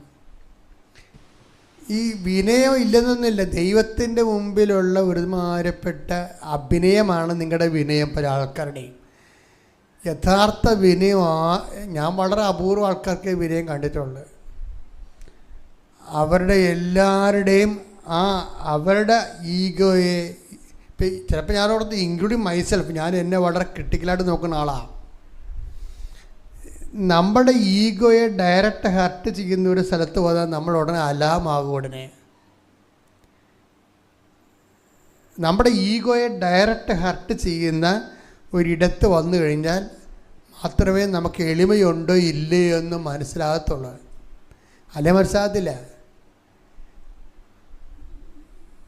നമ്മൾ ദൈവദിനസ്ഥനെ കാട്ടിക്കൂട്ടുന്ന എളിമത്തത്തിൻ്റെ ഒരു അഭ്യാസ വേർഷനില്ലേ, അതൊന്നുമല്ല ഞാൻ പറയണത്. മറിച്ച് നമ്മളുടെ ഈഗോയെ എവിടെയെങ്കിലും ആരെങ്കിലും ഹർട്ട് ചെയ്യുന്ന കണ്ടാൽ നമ്മൾ 280 എന്ന് പറയുന്നത് അണലിപ്പാമ്പിനെ കുറിച്ച് എന്താ പറയണത്? 280 എന്നൊക്കെ വിളിക്കണില്ല ആ സാധനത്തിന്. വെച്ചാൽ 280 ഡിഗ്രി ആ സാധനം തിരിയുമെന്നാണ് പറയണത്. കടിക്കാൻ വേണ്ടി കോബ്രയേക്കാൾ ഭയങ്കര സാധനമാണ് അണലിപ്പാമ്പ്. പണ്ട് ഇവിടെ ഒരു അണലിപ്പാമ്പ് വന്നിരുന്നു. വെളുപ്പിന് മാതാവിൻ്റെ അടുത്ത് വന്നിട്ട് അത് ഉറച്ചു പോയി. ഇവിടെ ഇരിക്കുകയായിരുന്നു അണലിപ്പാമ്പ്, വലിയത്, ഇത്രയും വണ്ണമുള്ള, ഇത്രയും നീളമുള്ള. അവൻ അവിടെ നിന്ന് എങ്ങോട്ട് ഇറങ്ങി വന്നു വെച്ചാൽ ഇവിടെ വന്ന് കയറി അവിടെ നിന്ന് സ്റ്റോക്കായിപ്പോയി. അപ്പോൾ ഈ സംഭവത്തിനെത്തിൽ അവനെ തൊട്ടാൽ അവൻ പെട്ടെന്നിങ്ങനെ ഇപ്പം കറങ്ങിയടിക്കും. അതുപോലെയാണ് പല ആൾക്കാരുടെയും വിഷയം. ഈഗോയുടെ കാര്യത്തിൽ അണലിപ്പാമ്പുകളാണ്. അതുകൊണ്ടാണ് ഈ അണലി വളരെ ബൈബിള് അണലി സന്തതികളെ എന്നൊക്കെ വിളിക്കണില്ലേ, അണലി സന്തതികളെ. അപ്പോൾ ദൈവം അഡ്രസ്സ് ചെയ്യാൻ അനുതാപത്തിന് മുമ്പ് മനുഷ്യൻ്റെ അവസ്ഥയെ സൂചിപ്പിക്കാൻ ദൈവം ഉപയോഗിച്ച വാക്കാണ് അണലിയെന്ന്. എന്നുവെച്ചാൽ എല്ലാ സ്ഥലത്തേക്കും തിരിഞ്ഞ് കടിക്കാൻ ഈ സാധനത്തിന് അറിയാം, എല്ലാ സ്ഥലത്തേക്കും. ഈ പ്രൊസീജിയറിലൂടെ പോകുമ്പോൾ ഉടമ്പടി രണ്ടാമത്തെ ഘട്ടമായ മരുഭൂമിയിലൂടെ കടന്നു പോകുമ്പോൾ ഈ അതുകൊണ്ട് ഉദ്ദേശിക്കുന്ന ഫ്രൂട്ട്സ് എളിമപ്പെടലാണ്. മറുഭാഗവും ശരിയാകാൻ സാധ്യതയുണ്ട്. ഇത് നമ്മൾ മനസ്സിലാക്കുകയും അപ്പം മനസ്സിലായില്ലെങ്കിലും പിന്നീട് മനസ്സിലാകുമ്പോൾ അപ്പോളജി ചെയ്യാൻ അപ്പം മനസ്സിലാകത്തില്ല, പിന്നീട് മനസ്സിലാകും. പക്ഷെ ചെന്ന് പറയത്തില്ല, എടാ അത് അങ്ങനെ പറ്റിപ്പോയി കേട്ടാ, ഞാൻ ഓർത്ത് ഇങ്ങനെയാണെന്ന് പറയത്തില്ല. പറഞ്ഞാൽ പിന്നെ ഈഗോയെ ഹർട്ട് ചെയ്യത്തില്ല. ഇവരുടെ ഈഗോ വീണ്ടും അവിടെ മുമ്പിൽ ഞാൻ താഴ്ന്നെല്ലാം വിചാരിച്ചുകൊണ്ട് താഴ്ന്ന് പോകണമെല്ലാം വിചാരിച്ചുകൊണ്ട് പറയത്തില്ല. അപ്പോൾ ഈ ആൾക്കാരാണ് ഈ ഉടമ്പടി എടുത്ത് വെച്ചിരിക്കുന്നത് മുഴുവനും. അതാണ് വിഷയം. അണയിപ്പാമ്പുകൾ ഒത്തിരി പേര് ഉടമ്പടി എടുത്തിട്ടുണ്ട്. അപ്പോൾ നമ്മൾ ഈ പ്രൊസീജിയറിലൂടെ പോകുന്നത് നോക്കണം.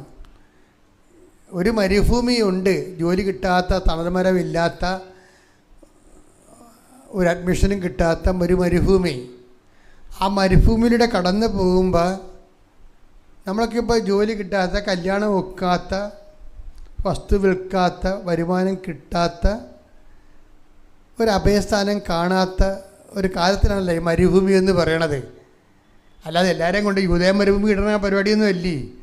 നമ്മുടെ കാര്യങ്ങൾ വിചാരിക്കുന്ന സമയത്ത് നടക്കാതെ ലാഗ് ചെയ്ത് പോവുക. ഒരാഴ്ച കൊണ്ട് പോകേണ്ട കാര്യത്തിന് 40 വർഷം എടുക്കുക. അതല്ല മരുഭൂമി. ഞാൻ പറഞ്ഞില്ലേ, ഞാൻ ഈ മരുഭൂമി കൂടി പോയതാ, ബസ്സിനാണ് പോയത്. എല്ലാം കൂടി 8 മണിക്കൂറാണ് മറ്റേ എടുത്ത്. 8 മണിക്കൂറാണുള്ള ബസ്സിന്. നടക്കാനാണെങ്കിൽ ഒരു 3-4 ദിവസത്തെ യാത്രയേ ഉള്ളൂ. 3 ദിവസത്തെ യാത്ര. ഈ പിതാക്കന്മാർ നടന്നത് 40. അപ്പോൾ 28 വയസ്സ് നടത്തേണ്ട കല്യാണം 34 നടക്കണില്ലെങ്കിൽ അതാണ് മരുഭൂമി എന്ന് പറയണത്. ഇപ്പം മനസ്സിലായില്ലേ? 4 ദിവസം കൊണ്ട് പോകേണ്ട സ്ഥലത്ത് 40 ദിവസമായിട്ടും പോകാൻ പറ്റുന്നില്ലെങ്കിൽ മരുഭൂമിയാണ്. അപ്പം നിങ്ങൾ വിൽക്കാത്ത സ്ഥലം, നടക്കാത്ത കല്യാണം, കിട്ടാത്ത ജോലി, നിങ്ങൾ മരുഭൂമിയിലാണ്. ഇനി എന്താ ചെയ്യേണ്ടത്? ഇനി പ്രൊസീജിയറുണ്ട്. എന്താണ്? നിങ്ങൾ എളിമപ്പെടണം. എളിമപ്പെടണം എന്തിനാണെന്നറിയാം? എളിമപ്പെടണത് ഒന്നാമത്തിൽ നിങ്ങളുടെ ലക്ഷ്യങ്ങൾ തന്നെ അതിൻ്റെ അകത്ത് ഭയങ്കര ഈഗോ ഉണ്ടാവും. നിങ്ങൾ സെറ്റ് ചെയ്ത് വെച്ചിരിക്കുന്ന ലക്ഷ്യങ്ങളനുസരിച്ച് ദൈവം തന്നെ ഒന്നുമില്ല നിങ്ങൾ പറയണത്. നിങ്ങൾ രാജാവിൻ്റെ മകനാണ്. അതുകൊണ്ട് നിങ്ങൾ സെറ്റ് ചെയ്ത് വെച്ചിരിക്കുന്ന ലക്ഷ്യങ്ങൾ ദൈവം തരണം. അതല്ല നിങ്ങൾ പറയണത്. ഈ ലക്ഷ്യങ്ങളും നിങ്ങളും തമ്മിൽ യാതൊരു ബന്ധം ഉണ്ടാകത്തില്ല. അതാണ് വിഷയം. അപ്പം നമ്മളെ സംബന്ധിച്ചിടത്തോളം നമ്മുടെ ഉള്ളിൽ തന്നെ ഈ മരുഭൂമി സൃഷ്ടിക്കണമല്ല, മരുഭൂമി നമ്മൾ തന്നെ ഉണ്ടാക്കിയെടുക്കുന്നതാണ് ഈ സാധനം. എന്ന് വെച്ചാൽ തെറ്റായ ചില ലക്ഷ്യങ്ങൾ വെച്ചുകൊണ്ട് ഇപ്പോൾ ഒരുത്തന്നെ 8ാം ക്ലാസ്സാണ് പഠിച്ചിരിക്കുന്നത്, അല്ല 10ാം ക്ലാസ് പഠിച്ചു. അവന് കട്ടായ നേഴ്സിനെ തന്നെ കല്യാണം കഴിക്കണം. അവൾക്ക് PR ഉണ്ടായിരിക്കണം. ഈ അണ്ണൻ എന്ന് കല്യാണം കഴിക്കാനാ? അണ്ണൻ മരുഭൂമി ഉണ്ടാക്കുകയാണേ. അപ്പോൾ ഈ 8ാം ക്ലാസ്സുകാരനെ കല്യാണം കഴിക്കണ നേഴ്സിൻ്റെ അവസ്ഥ എന്താ? PR ഉള്ള നേഴ്സിൻ്റെ അവസ്ഥ എന്താ? അത് ഇവൻ ചിന്തിക്കത്തില്ല. അവനെക്കുറിച്ച് മാത്രമേ ചിന്തിക്കത്തുള്ളൂ. സെറ്റ് ചെയ്ത് വെച്ചെങ്കിൽ ലക്ഷ്യത്തിലുള്ള ഈഗോ ഉണ്ടെങ്കിൽ മരുഭൂമി താനേ ഉണ്ടാകും. നിങ്ങൾ സെറ്റ് ചെയ്ത് വെച്ചിരിക്കുന്ന ലക്ഷ്യങ്ങളിൽ ഈഗോ ഉണ്ടെങ്കിൽ, അത് നിങ്ങൾക്ക് അർഹമല്ലാത്തതാണെങ്കിൽ നിങ്ങൾ ഉടനെ നിങ്ങളെ ലക്ഷ്യം ചേഞ്ച് ചെയ്യണം. ഇത് വെച്ച് വർക്ക് ചെയ്യാൻ പറ്റത്തില്ല. ഇതിനൊരു വിഷയം എന്ന് പറയുന്നത് പിന്നെ ഇത് വെച്ചായിരിക്കും നിങ്ങൾ അതിനെ തന്നെ സ്റ്റിക്ക് ഓൺ ചെയ്തിരിക്കുമ്പോൾ നിങ്ങൾക്കിത് ടാലിയാകാതിരിക്കുകയും അങ്ങനെ വരുമ്പോൾ കുറച്ച് കഴിയുമ്പോൾ എന്ത് പറ്റും? ഇത് ഇടിച്ച് നിൽക്കുകയുള്ളൂ സംഭവം. മരുഭൂമി ഇങ്ങനെ നീണ്ടു പോകും. പിതാക്കന്മാർക്ക് 40 വർഷമേ ഉള്ളൂ. നിങ്ങൾ ചിലപ്പോൾ 80 വർഷമാകും. നിങ്ങളുണ്ടാക്കണതാണത്, ദൈവം ഉണ്ടാക്കണതല്ല. ദൈവത്തിന് നിരക്കാത്ത, നിങ്ങളുടെ ഈഗോയെ സാറ്റിസ്ഫൈ ചെയ്യാൻ പറ്റിയ, നിങ്ങളുടെ സ്വന്തം ഫാബ്രിക്കേഷനിലായിട്ടുള്ള ലക്ഷ്യങ്ങളെ സെറ്റ് ചെയ്യുമ്പോൾ ഉണ്ടാക്കുന്ന മരുഭൂമിയാണിത്. പ്രാർത്ഥിക്കുക, കർത്താവ് ദൈവമേ, എന്നെക്കുറിച്ചുള്ള ദൈവഹിതമല്ലാത്ത പദ്ധതികളെ, എന്നെക്കുറിച്ചുള്ള ദൈവഹിതമല്ലാത്ത പദ്ധതികളെല്ലാം, കർത്താവിൻ്റെതല്ലാത്ത പദ്ധതികളെ വിട്ടുപേക്ഷിക്കാനും അങ്ങയുടെ വഴികളിലൂടെ സഞ്ചരിച്ചെത്തുവാനും എന്നെ സഹായിക്കണമേ. സ്തുതിക്കട്ടെ. ഹല്ലേലൂയ, ഹല്ലേലൂയ, ഹല്ലേലൂയ, ഹല്ലേലൂയ, യേശുവേ നന്ദി, ഹല്ലേലൂയ, ഹല്ലേലൂയ, ആരാധന, ആരാധന, ദൈവപിതാവേ നന്ദി, ദൈവപിതാവേ മഹത്വം, ദൈവപിതാവേ ആരാധന,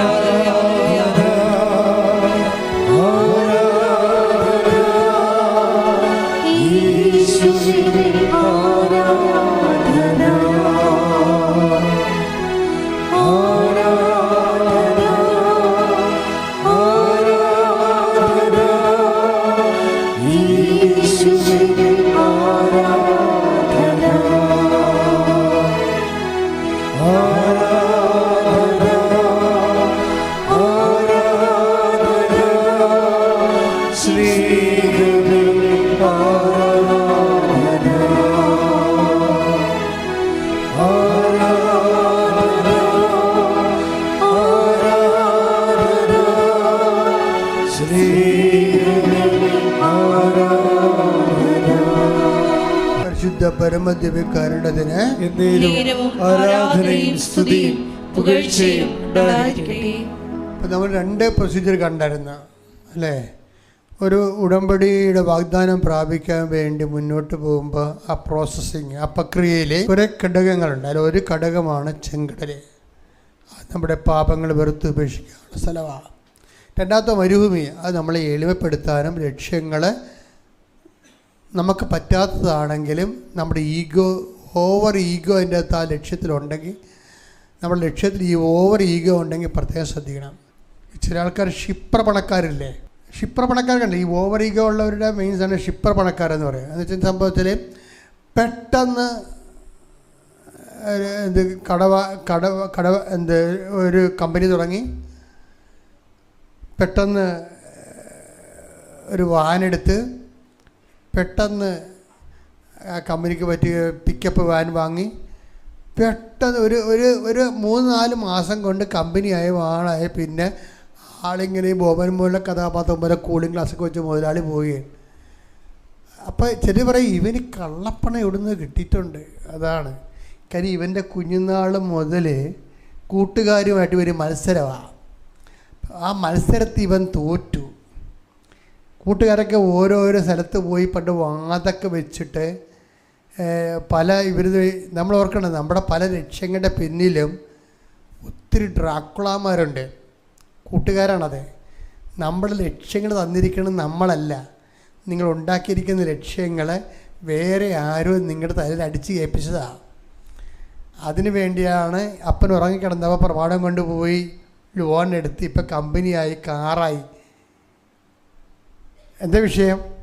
ഈ സാധനത്തിന് ഇതുപോലെ തന്നെ ഇനിയിപ്പോൾ ആ കമ്പനിയൊക്കെ നേരെ 10 പൈസ ഉണ്ടാക്കിയെടുക്കണമെങ്കിൽ ഇനി 10 കൊല്ലം എടുക്കും. പക്ഷെ അതിന് മുമ്പ് തന്നെ 20 കൊല്ലം കമ്പനി റൺ ചെയ്താൽ കിട്ടാവുന്ന ലാഭം ഉണ്ടാകുന്ന രീതിയിലാണ് പുതിയ സാധനം ലോൺ എടുത്തിരിക്കണത്. ലോണിൻ്റെ കാര്യം അറിയാമല്ലോ നിങ്ങൾക്ക്. എവിടെ തിരിഞ്ഞാലും കേരളത്തിൽ ലോണ് കിട്ടും. കാര്യം ഇവിടെ ഒരു ഉത്പാദനവും നടക്കാത്ത കാരണം ഈ കാറുകാരനൊക്കെ ചുമ്മാ റോഡേ ഇട്ടിരിക്കണ കാർ കണ്ടിട്ടില്ലേ? ചെന്ന് നോക്കിയാൽ മതി. സാറേ സുഖമാണെന്ന് ചോദിച്ചാൽ മതി. 5 കാർ അപ്പം തന്നെ കൊണ്ടുവന്ന് നമ്മുടെ വീട്ടിൽ വാതിക്ക് ഇടും. ഒരു കാര്യമില്ല. പിന്നെ 2-3 കൊല്ലം കഴിയുമ്പോൾ നമ്മുടെ കിഡ്നിയും കൊണ്ട് അവൻ പോണ കാണാം. അപ്പോൾ ഒരുമാതിരിപ്പെട്ട അഹങ്കാരികൾക്ക് പണി കിട്ടാൻ പറ്റിയ സ്ഥലമാണ് കേരളം. എന്ന് വെച്ച് കഴിഞ്ഞാൽ ആൾ കളിക്കണം, ഞാനത്ര കുറഞ്ഞ പുള്ളിയല്ല എന്ന് മറ്റുള്ളവരെ ബോധ്യപ്പെടുത്തുക. ആരെയും ബോധ്യപ്പെടുത്തണമെന്നറിയാവോ? നിൻ്റെ രഹസ്യ എനിമിയുണ്ട്. അതാരാണ്? നിന്നോട് വാഗ്വാദം വെച്ചവരും നീ കുഞ്ഞുനാൾ പോലും മത്സരിച്ച് വന്നവരും അവരുടെ മുമ്പിൽ വലിയ ആളാകാൻ വേണ്ടി കളിക്കുന്ന ചുമ്മാ ചീപ്പ് കളികളാണ്.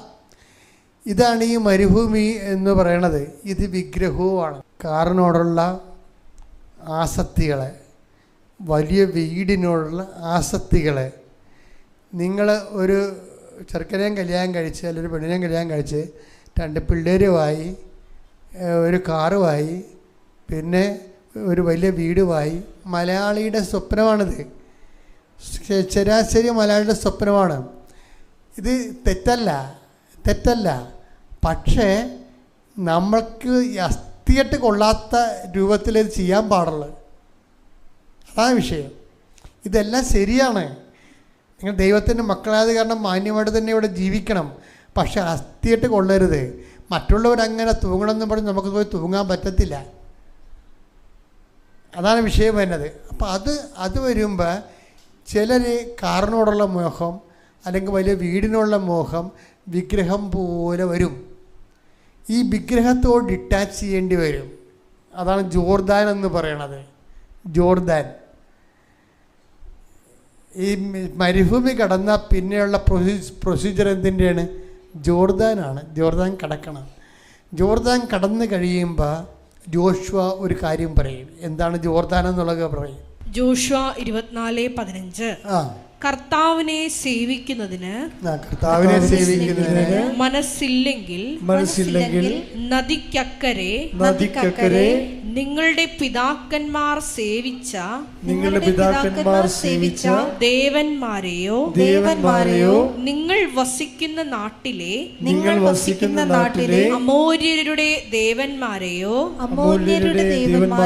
ആരെയാണ് സേവിക്കുക എന്ന് ഇന്നു തന്നെ തീരുമാനിക്കുവിൻ. ഞാനും എൻ്റെ കുടുംബവും കർത്താവിനെ സേവിക്കും. എപ്പോഴും നമുക്ക് ലക്ഷ്യങ്ങളുണ്ടാകാം. ലക്ഷ്യം വിഗ്രഹമായി മാറരുത്. ജോർദാൻ കടന്നാൽ ലക്ഷ്യങ്ങളുടെ മേൽ അത് നടന്നില്ല വേണ്ടി നമ്മൾ ഡിറ്റാച്ച് ചെയ്യണം. അത് കർത്താവ് തിരുമനസ്സാകണത് എപ്പോഴാണ് അപ്പം നടന്നാൽ മതിയെന്ന്. നിങ്ങളുടെ ജീവിതത്തിൻ്റെ ഭൗതിക സാഹചര്യങ്ങളുടെ മേൽഗതികളാണ്. അത് കർത്താവ് തിരുമനസ്സാകുന്നവരെ ഞാൻ സാവകാശം പിടിക്കും. അല്ല പിടിച്ചോ എന്നും പറഞ്ഞ് മറ്റുള്ളവരെ കാണിക്കാൻ വേണ്ടി അവിടെ ഇവിടെ പോയി ലോൺ എടുത്ത് കിഡ്നി പണയം വെക്കരുത്. അത് വിഗ്രഹമാണ് സംഭവം വർക്ക് ചെയ്യണത്. അപ്പോൾ ഞാൻ ഇങ്ങനെ പറയുന്നുണ്ടെങ്കിലും ചില ആൾക്കാർക്ക് പറഞ്ഞാൽ മനസ്സിലാകത്തില്ല. കാര്യം ജഡത്വം തലക്കടിച്ചിട്ടുള്ള ആൾക്കാരോട് നമ്മൾ കാര്യം അവർക്ക് പറ്റത്തില്ല. പ്രാന്തന്മാരോട് പറഞ്ഞാൽ വല്ലവർക്കും മനസ്സിലാകുക? ഒന്നും മനസ്സിലാകത്തില്ല. പ്രാന്തന്മാരെ തല്ലിയാൽ മനസ്സിലാകുക? അത് മനസ്സിലാകത്തില്ല. അത് ആ വർഗ്ഗം അങ്ങനെയാണ്. അപ്പോൾ ചില ആൾക്കാരോടൊക്കെ ഈ ദൈവികമായ കാര്യം തലയിൽ പോകത്തില്ല അവർക്ക്. അപ്പം അങ്ങനെ വരുമ്പോൾ എന്താ പെങ്ങന്മാർ കെട്ടാതെ വീട്ടിൽ നിന്നിട്ട് അവസാനം അപ്പനും നോക്കണില്ല, അമ്മയും നോക്കണില്ല. ആങ്ങളുടെ ഇങ്ങനെ അവൻ ചെത്തി മിനുങ്ങി അവൻ വേറെ പെണ്ണുങ്ങളുടെ നടക്കുകയാണ്. അപ്പോൾ എന്ന് പറയുമ്പോൾ അവരെന്ത് ചെയ്യും? അവരുടെ ജീവിതം അന്താരാളത്തിലാകും. നമ്മൾ ഉത്തരവാദിത്തങ്ങൾ നിൽക്കുമ്പോൾ ചില ആൾക്കാർ ഇത്തിരി സഹിച്ച് ഉത്തരവാദിത്തം നോക്കിക്കൊണ്ട് പോകും. അതെല്ലാം ഉടമ്പടിയുടെ ഒരു ഭാഗമാണ്. ഇതുകൊണ്ട് നമ്മൾ ഉടമ്പടിയിൽ വരുമ്പോൾ ദൈവം എല്ലാ മേഖലകളിലും നിനക്കാവശ്യമായ കാര്യങ്ങൾ തരികയും നിന്നെ സന്ധിക്കുകയും നിന്നെ നിലനിർത്തുകയും വാഗ്ദാനം നാട് പ്രാപിക്കുകയും ചെയ്യും. പക്ഷെ ആ പ്രൊസീജിയറിൽ ഇവിടെ നീ കടന്നു പോകണം. അപ്പോഴാണ് ദൈവം ഗുണനിലവാരമുള്ള ഉടമ്പടി എന്ന് പറയണത്. എണ്ണത്തിൽ കൂടുന്ന ഉടമ്പടിയേക്കാൾ ഉപരി ഗുണനിലവാരമുള്ള ഉടമ്പടി. അവസാനത്തത് എന്താണെന്ന് വെച്ചാൽ ജെറീക്കോയാണ്. ജെറീക്കോയാണ് അവസാനത്തെ പ്രൊസീജിയർ. ജെറീക്കോ നമ്മൾ യുദ്ധം ചെയ്യേണ്ട കാര്യമില്ല. ജെറീക്കോ എന്താ പറയണത്? ജെറീക്കോയുടെ ചുറ്റും ചുമ്മാ നിങ്ങൾ നടന്നാൽ മതി, കോട്ട ഞാൻ പൊടിക്കുമെന്നാണ് പറയണത്. അവസാനം മാത്രമാണ് ദൈവം ഇടപെടണത്. നമ്മൾ ജോർദാൻ കടന്നു കഴിഞ്ഞ് ജോർദാൻ്റെ പ്രൊസീജിയർ കഴിഞ്ഞാൽ പിന്നെ ബാക്കിയെല്ലാം ദൈവം ചെയ്യേൻ. അതാ കർത്താവ് നിങ്ങൾക്ക് വേണ്ടി യുദ്ധം ചെയ്യും, നിങ്ങൾ മൗനമായിരുന്നാൽ മതി. ഇത് ദൈവത്തിൻ്റെ യുദ്ധമാണെന്നൊക്കെ പറയുന്നില്ല. അപ്പോൾ അതിനടുത്ത് 2 ദിനവൃത്താന്തം 20:15 യഹസീയേൽ പറഞ്ഞു, യൂദായിലും ജെറുസലേമിലും വസിക്കുന്നവരും യഹോഷാഫാത്ത് രാജാവും കേൾക്കട്ടെ. കർത്താവ് നിങ്ങളോട് അരുളി ചെയ്യുന്നു, നിങ്ങൾ ഭയപ്പെടേണ്ട. നിങ്ങളല്ല ദൈവമാണ് പൊരുതുന്നത്. നാളെ അവർക്കെതിരെ പുറപ്പെടുക. ഇത് ഉടമ്പടിയുടെ ഒരു 4-ാം ഘട്ടമാണത്. 1-ാം ഘട്ടം ചെങ്കടല്, 2-ാം ഘട്ടം മരുഭൂമി, 3-ാം ഘട്ടം ജോർദാൻ. ചെങ്കടലിൽ പാപങ്ങൾ ഒഴിവാക്കുന്നു നമ്മൾ, മരുഭൂമിയിൽ നമ്മൾ എളിമപ്പെടുന്നു, ജോർദാനിൽ നമ്മൾ വിഗ്രഹങ്ങളെ ഒഴിവാക്കുന്നു. ഓവർ അറ്റാച്ച്മെൻറ്റ് ആരോടാണ്? അതെല്ലാം മാറ്റുന്നു. ബാക്കിയുള്ള 4-ാമത്തേത് എന്താണ്? ജെറീക്കോയാണ്. ജെറീക്കോ യുദ്ധം ചെയ്യണത് ആരാണ്? ആരും യുദ്ധം ചെയ്യുന്നില്ല. വാഗ്ദാന പേടകവുമായി അവർ ജെറീക്കോ ചുറ്റും സഞ്ചരിക്കുകയുള്ളൂ. ജെറീക്കോ താനേ പൊടിയാണ് ചെയ്യണത്. Not by merit but by grace.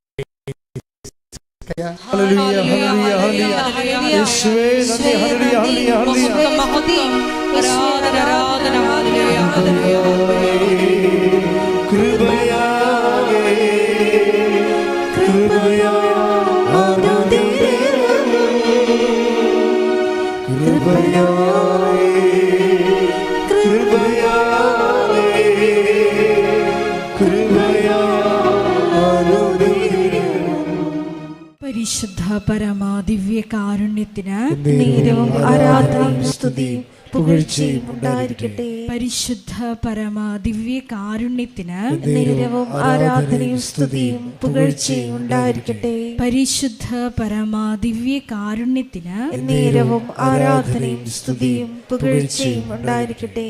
നമുക്കെല്ലാവർക്കും കൃപാസനം പ്രത്യക്ഷീകരണ മധ്യസ്ഥ പ്രാർത്ഥന ഏറ്റുചൊല്ലി പ്രാർത്ഥിക്കാം.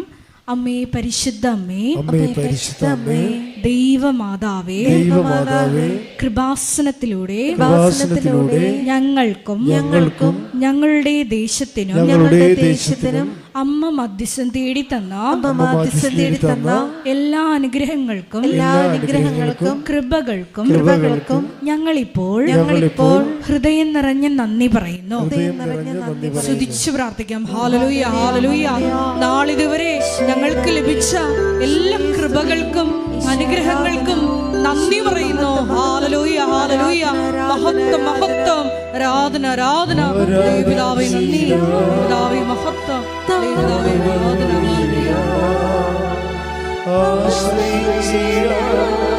ദിവ്യകാരുണ്യത്തെ ആരാധിച്ചിടാം, താടുകളഞ്ഞിടാം, ആശ്രയിച്ചിടാം ദിവ്യകാരുണ്യത്തെ. പരിശുദ്ധ പരമ ദിവ്യ കാരുണ്യത്തിന് നേരവും ആരാധനയും സ്തുതിയും പുകഴ്ചയും ഉണ്ടായിരിക്കട്ടെ. പരിശുദ്ധ പരമ ദിവ്യ കാരുണ്യത്തിന് നേരവും ആരാധനയും സ്തുതിയും പുകഴ്ചയും ഉണ്ടായിരിക്കട്ടെ. പരിശുദ്ധ പരമ ദിവ്യ കാരുണ്യത്തിന് നേരവും ആരാധനയും സ്തുതിയും പുകഴ്ചയും ഉണ്ടായിരിക്കട്ടെ. അമ്മേ പരിശുദ്ധ അമ്മേ, പരിശുദ്ധ അമ്മേ, ദൈവമാതാവേ, 2004 ഡിസംബർ 7-ാം തീയതി ഉച്ച കഴിഞ്ഞ് 2:30 കൃപാസനത്തിൽ സംഭവിച്ച അമ്മയുടെ പ്രത്യക്ഷപ്പെടലിനെ കുറിച്ച്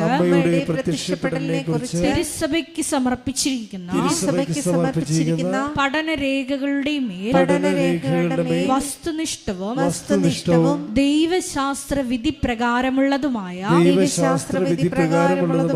അന്വേഷണ പഠനങ്ങൾ നടത്തി ആ പ്രത്യക്ഷപ്പെടലിലൂടെ പ്രകടമായ ദൈവമാതാവിന്റെ പ്രത്യേക കരുതലും സംരക്ഷണവും വെളിപ്പെടുത്തുന്ന പീഡിതരുടെ ആശ്വാസവും പ്രവാചകന്മാരുടെ രാജ്ഞിയും വാഗ്ദാനത്തിന്റെ പേടകവും പ്രപഞ്ച പ്രകൃതിയുടെ മാതാവുമായ പരിശുദ്ധ അമ്മയുടെ ഭക്തി തിരുസഭയിൽ കൂടുതൽ പ്രചരിച്ച് ജീവിതത്തിന്റെ ദുരിത ദുരന്ത അവസ്ഥകളിൽ അകപ്പെട്ട് കഴിയുന്ന അനേകായിരം മക്കൾക്ക് ദൈവത്തിന്റെ സാന്നിധ്യവും സന്ധിപ്പും കൂടുതൽ അനുഭവിക്കുക വഴി ആത്മീയ വിശുദ്ധിയും ദൈവശക്തിയും കൈവരിക്കുവാൻ ഞങ്ങളുടെ കുടുംബങ്ങളെ ഇടയാക്കണമേ. സ്തുതിച്ചു പ്രാർത്ഥിക്കാം. ഹല്ലേലൂയ, ഹല്ലേലൂയ, ഹല്ലേലൂയ. ദിവ്യകാരുണ്യനാഥ, മരിയൻ ഉടമ്പടിയെടുത്ത് പ്രാർത്ഥിക്കുന്ന ഞങ്ങളുടെ കുടുംബങ്ങളെ വിശുദ്ധീകരിക്കണമേ എന്ന് പ്രാർത്ഥിക്കുന്നു, ശക്തീകരിക്കണമേ എന്ന് പ്രാർത്ഥിക്കുന്നു, ആത്മാവാൽ വഴി നടത്തണമേ എന്ന് പ്രാർത്ഥിക്കുന്നു, വലിയ വലിയ സാക്ഷികളാക്കി ഉയർത്തണമേ എന്ന് പ്രാർത്ഥിക്കുന്നു. Hallelujah, hallelujah. ദൈവപിതാവേ നന്ദി, ദൈവപിതാവേ മഹത്വം, ദൈവപിതാവേ ആരാധന.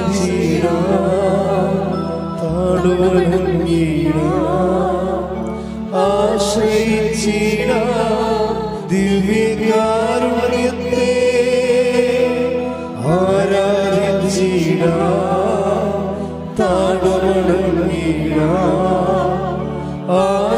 ആശ്രയിച്ചിടാം ദിവ്യകാരുണ്യത്തെ.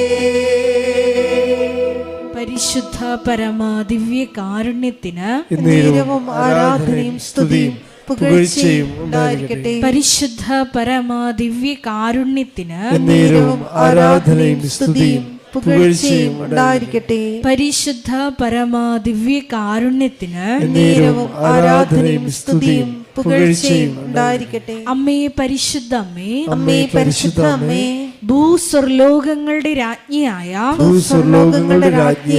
അങ്ങേയ്ക്ക് ഭൗമ സംരക്ഷണത്തിനായി പ്രപഞ്ച പ്രകൃതിയെ തന്നെ തിരുസഭ പ്രതിഷ്ഠിക്കുവാൻ ഈ പ്രത്യക്ഷീകരണം വഴി ഇടയാക്കണമേ.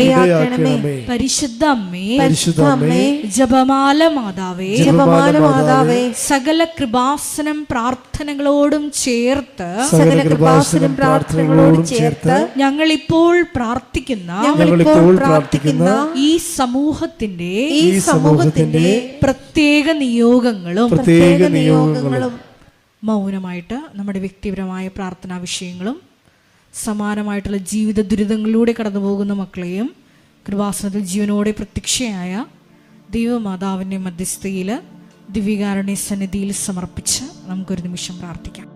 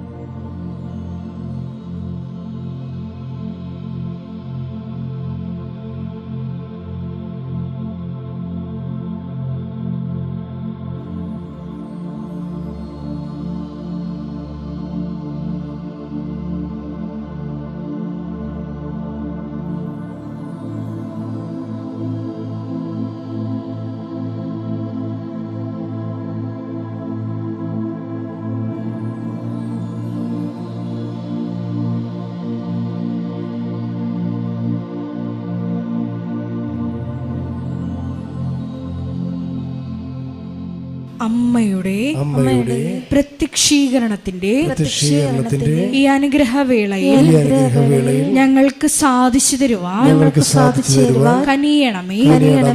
ആമേൻ. സ്തുതിച്ചു പ്രാർത്ഥിക്കാം. ഹല്ലേലൂയ, ഹല്ലേലൂയ, ഹല്ലേലൂയ. ഒരിക്കൽ കൂടി നാളിതുവരെ കൃപാസനത്തിൽ വന്ന് മരിയൻ ഉടമ്പടിയെടുത്ത് പ്രാർത്ഥിച്ചു പോയിട്ടുള്ള മുഴുവൻ മക്കളെയും, ഓൺലൈനായി ഉടമ്പടിയെടുത്ത് പ്രാർത്ഥിക്കുന്ന മക്കളെയും, ലൈറ്റ് ക്യാൻഡിൽ പ്രയർ വഴിയായിട്ടും അവർ ഡെയിലി ബ്രെഡ് പ്രാർത്ഥനയിലൂടെയും എല്ലാം തങ്ങളുടെ നിയോഗങ്ങൾ സമർപ്പിക്കുന്ന ഓരോ മക്കളുടെയും വ്യക്തിപരമായ ആവശ്യങ്ങളെ ഞങ്ങൾ ഈ അൾത്താരയിൽ സമർപ്പിച്ച് പ്രാർത്ഥിക്കുന്നു. ഏറെ പ്രത്യേകമായിട്ട് ജീവിത ദുരിതങ്ങളിലൂടെ കടന്നു പോകുന്ന മക്കളുടെ പ്രത്യേകമായ നിയോഗങ്ങളെ ഈ അൾത്താരയിൽ സമർപ്പിച്ച് പ്രാർത്ഥിക്കുന്നു. ഗുരുതരമായിട്ടുള്ള രോഗാവസ്ഥകളിലൂടെ കടന്നു പോകുന്ന മക്കളെ ഈ അൾത്താരയിൽ സമർപ്പിച്ച് പ്രാർത്ഥിക്കുന്നു. കടഭാരത്താൽ വലയുന്നവരെയും, ജോലിയില്ലാതെ വിഷമിക്കുന്നവരെയും, വിവാഹബന്ധം പിരിഞ്ഞു നിൽക്കുന്നവരെയും, മക്കളില്ലാതെ വിഷമിക്കുന്ന ദമ്പതികളെയും കുഞ്ഞുങ്ങൾ മക്കളെയും പ്രത്യേകമായിട്ട് സമർപ്പിച്ച് പ്രാർത്ഥിക്കുന്നു. ഈശോയുടെ ശക്തി എല്ലാ മേഖലകളിലും ഈ ആരാധനയുടെ യോഗ്യതയാൽ പ്രകടമാക്കണമേ എന്ന് പ്രാർത്ഥിക്കുന്നു. കൃപാസനത്തിൽ നടന്ന പരിശുദ്ധ അമ്മയുടെ പ്രത്യക്ഷീകരണ സ്ഥിരീകരണത്തിനായി ഈശോയെ മക്കളുടെ നിയോഗങ്ങളെ ഏറ്റെടുക്കണമേ എന്ന് പ്രാർത്ഥിക്കുന്നു. ഹല്ലേലൂയ, ഹല്ലേലൂയ, ഹല്ലേലൂയ. മഹത്വം, മഹത്വം, ആരാധന, ആരാധന. ഹല്ലേലൂയ, ഹല്ലേലൂയ, ഹല്ലേലൂയ. നമുക്ക് എല്ലാവർക്കും എഴുന്നേറ്റ് നിന്നുകൊണ്ട് കരങ്ങളടിച്ചുകൊണ്ട് ദൈവസ്നേഹത്തോടെ സന്തോഷത്തോടെ ദൈവത്തെ മഹത്വപ്പെടുത്തി ഗായക സംഘത്തോട് ചേർന്നുകൊണ്ട് പാടി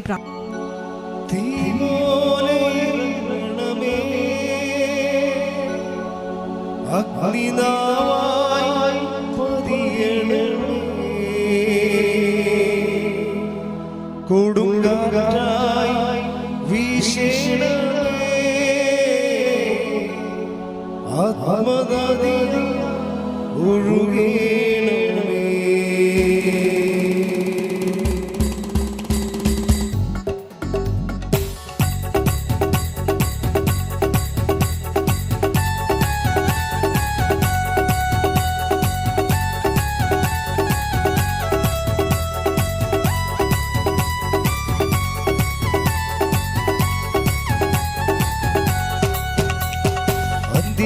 അന്ത്യകാലാഭിഷേകം സകല ജനത്തിന്റെയും കൊയ്ത്തുകാല സമയമല്ലോ, ആത്മാവിൽ ഇറങ്ങണമേ.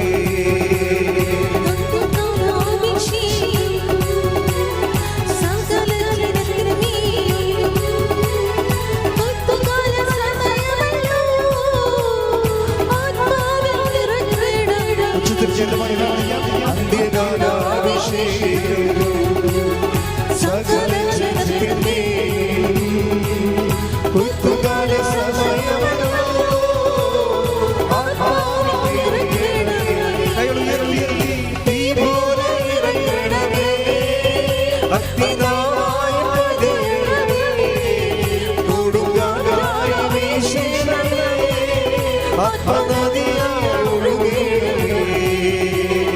തീ പോലെ ഇറങ്ങണമേ, അഗ്നിനായി പതിയണമേ, കൊടുങ്കാറ്റായി വീശണമേ, ആത്മനദിയായി ഒഴുകണമേ.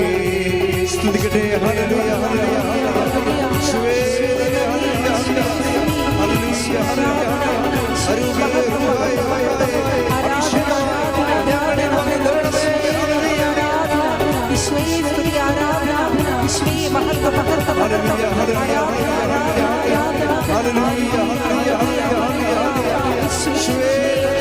ഹല്ലേലൂയ, ഹല്ലേലൂയ,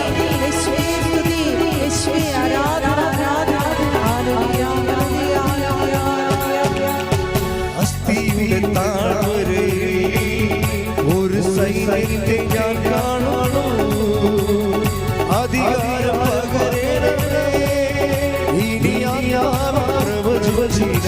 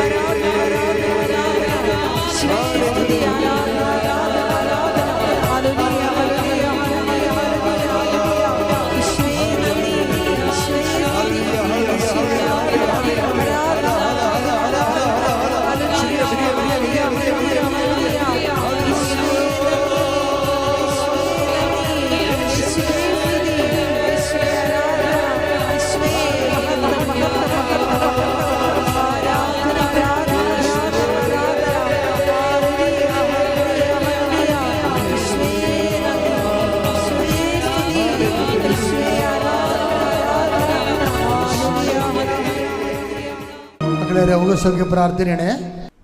കൈകൾ കൂപ്പി രോഗമുള്ളിടത്ത് കൈകൾ മാറ്റി മാറ്റി വെച്ച്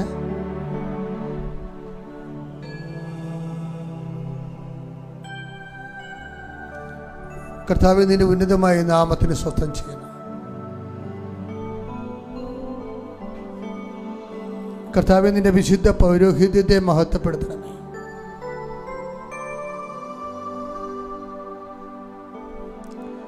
കർത്താവേ, സഭയിലുള്ള സാന്നിധ്യം പ്രകടമാക്കണമേ. 40 വർഷം ഞാൻ അർപ്പിച്ച കുർബാനയുടെ യോഗ്യതയാൽ കൃപാസമർത്താറെ ജീവനോടെ പ്രത്യക്ഷപ്പെട്ട പരിശുദ്ധ അമ്മയുടെ പ്രത്യക്ഷീകരണത്തിന്റെ ശക്തിയാൽ നിന്റെ തിരുമുറുപാർന്ന് വലത് കരം അനുഗ്രഹത്തിന്റെ വലത് കരം അങ്ങനെ മക്കളുടെ ശിരസിൽ വെക്കണമെന്ന് പ്രാർത്ഥിക്കുന്നു. ശ്രദ്ധിക്കട്ടെ. ഹല്ലേലൂയ, ഹല്ലേലൂയ, ഹല്ലേലൂയ, ഹല്ലേലൂയ, ഹല്ലേലൂയ. ആരാധന, ആരാധന. ഹല്ലേലൂയ, ഹല്ലേലൂയ. ആരാധന, മഹത്വം, മഹത്വം. ആരാധന, ആരാധന. ഹല്ലേലൂയ, ഹല്ലേലൂയ. ആരാധന, ഹല്ലേലൂയ.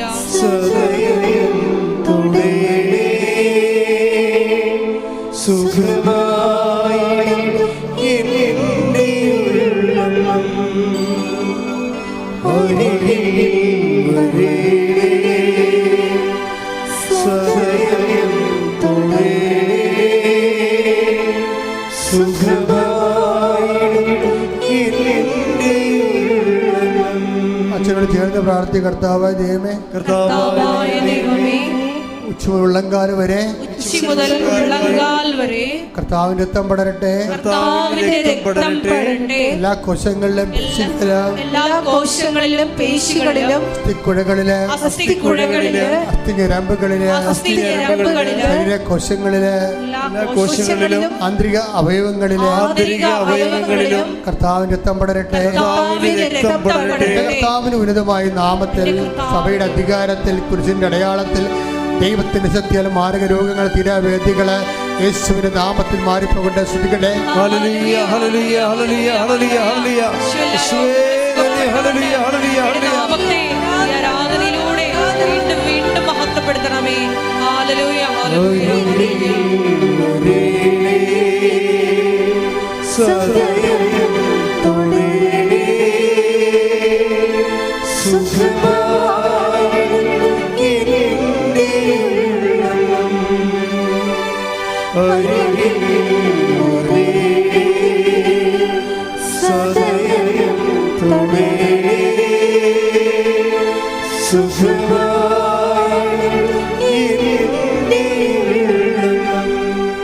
മക്കളെ, ജോലിയില്ലാത്തവര് ഭവനരഹിതര് പരീക്ഷ എഴുതാൻ പോകുന്നവര് നല്ല റിസൾട്ട് പ്രതീക്ഷിക്കുന്നവര് പുതിയ പഠനങ്ങൾക്ക് വേണ്ടി ചേർന്നിട്ടുള്ളവര് ജപ്തി നടപടി അഭിമുഖീകരിക്കുന്നവര് യാത്രയ്ക്ക് ഒരുങ്ങുന്നവര് ഈ ആഴ്ച ചെയ്തു തീർക്കേണ്ട ജോലികളെ കണ്ടുമുട്ടേണ്ട വ്യക്തികൾ തീർക്കേണ്ട ഉത്തരവാദിത്തങ്ങളുടെ മേലെല്ലാം ദൈവത്തിന്റെ കൃപയുണ്ടാകാൻ വേണ്ടി ശ്രദ്ധിക്കേണ്ട. ഹല്ലേലൂയ, ഹല്ലേലൂയ, ഹല്ലേലൂയ, ഹല്ലേലൂയ, ഹല്ലേലൂയ. മഹത്വം, മഹത്വം. ആരാധന, ആരാധന. ദൈവപിതാവേ നന്ദി, ദൈവപിതാവേ മഹത്വം, ദൈവപിതാവേ ആരാധന. ഹല്ലേലൂയ, ഹല്ലേലൂയ.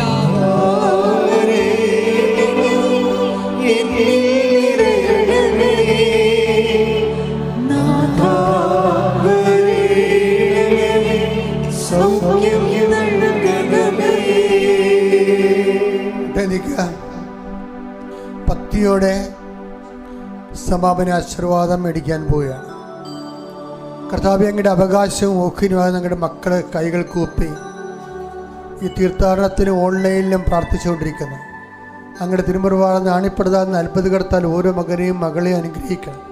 ഈ ആഴ്ചയിൽ ഈ മാസം നടന്നു തീർക്കേണ്ട ഉത്തരവാദിത്തങ്ങൾ പൂർണ്ണമായി പരിഹരിക്കാനുള്ള ആവശ്യമായ ദൈവിക ശക്തി മക്കളിലേക്ക് ആവശ്യിക്കട്ടെ. ശ്രദ്ധിക്കട്ടെ. ഹല്ലേലൂയ, ഹല്ലേലൂയ, ഹല്ലേലൂയ.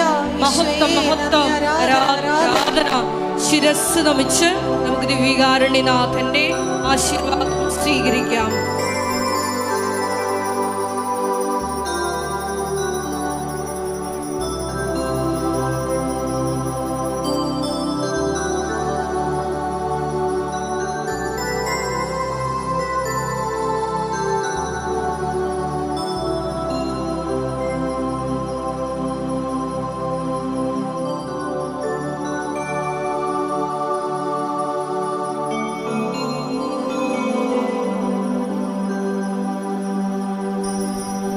പരിശുദ്ധ പരമമാ ദിവ്യകാരുണ്യമേ, എന്നുമെന്നും അങ്ങേക്ക് ആരാധന. പരിശുദ്ധ പരമമാ ദിവ്യകാരുണ്യമേ, എന്നുമെന്നും അങ്ങേക്ക് ആരാധന. പരിശുദ്ധ പരമമാ ദിവ്യകാരുണ്യമേ, എന്നുമെന്നും അങ്ങേക്ക് ആരാധന.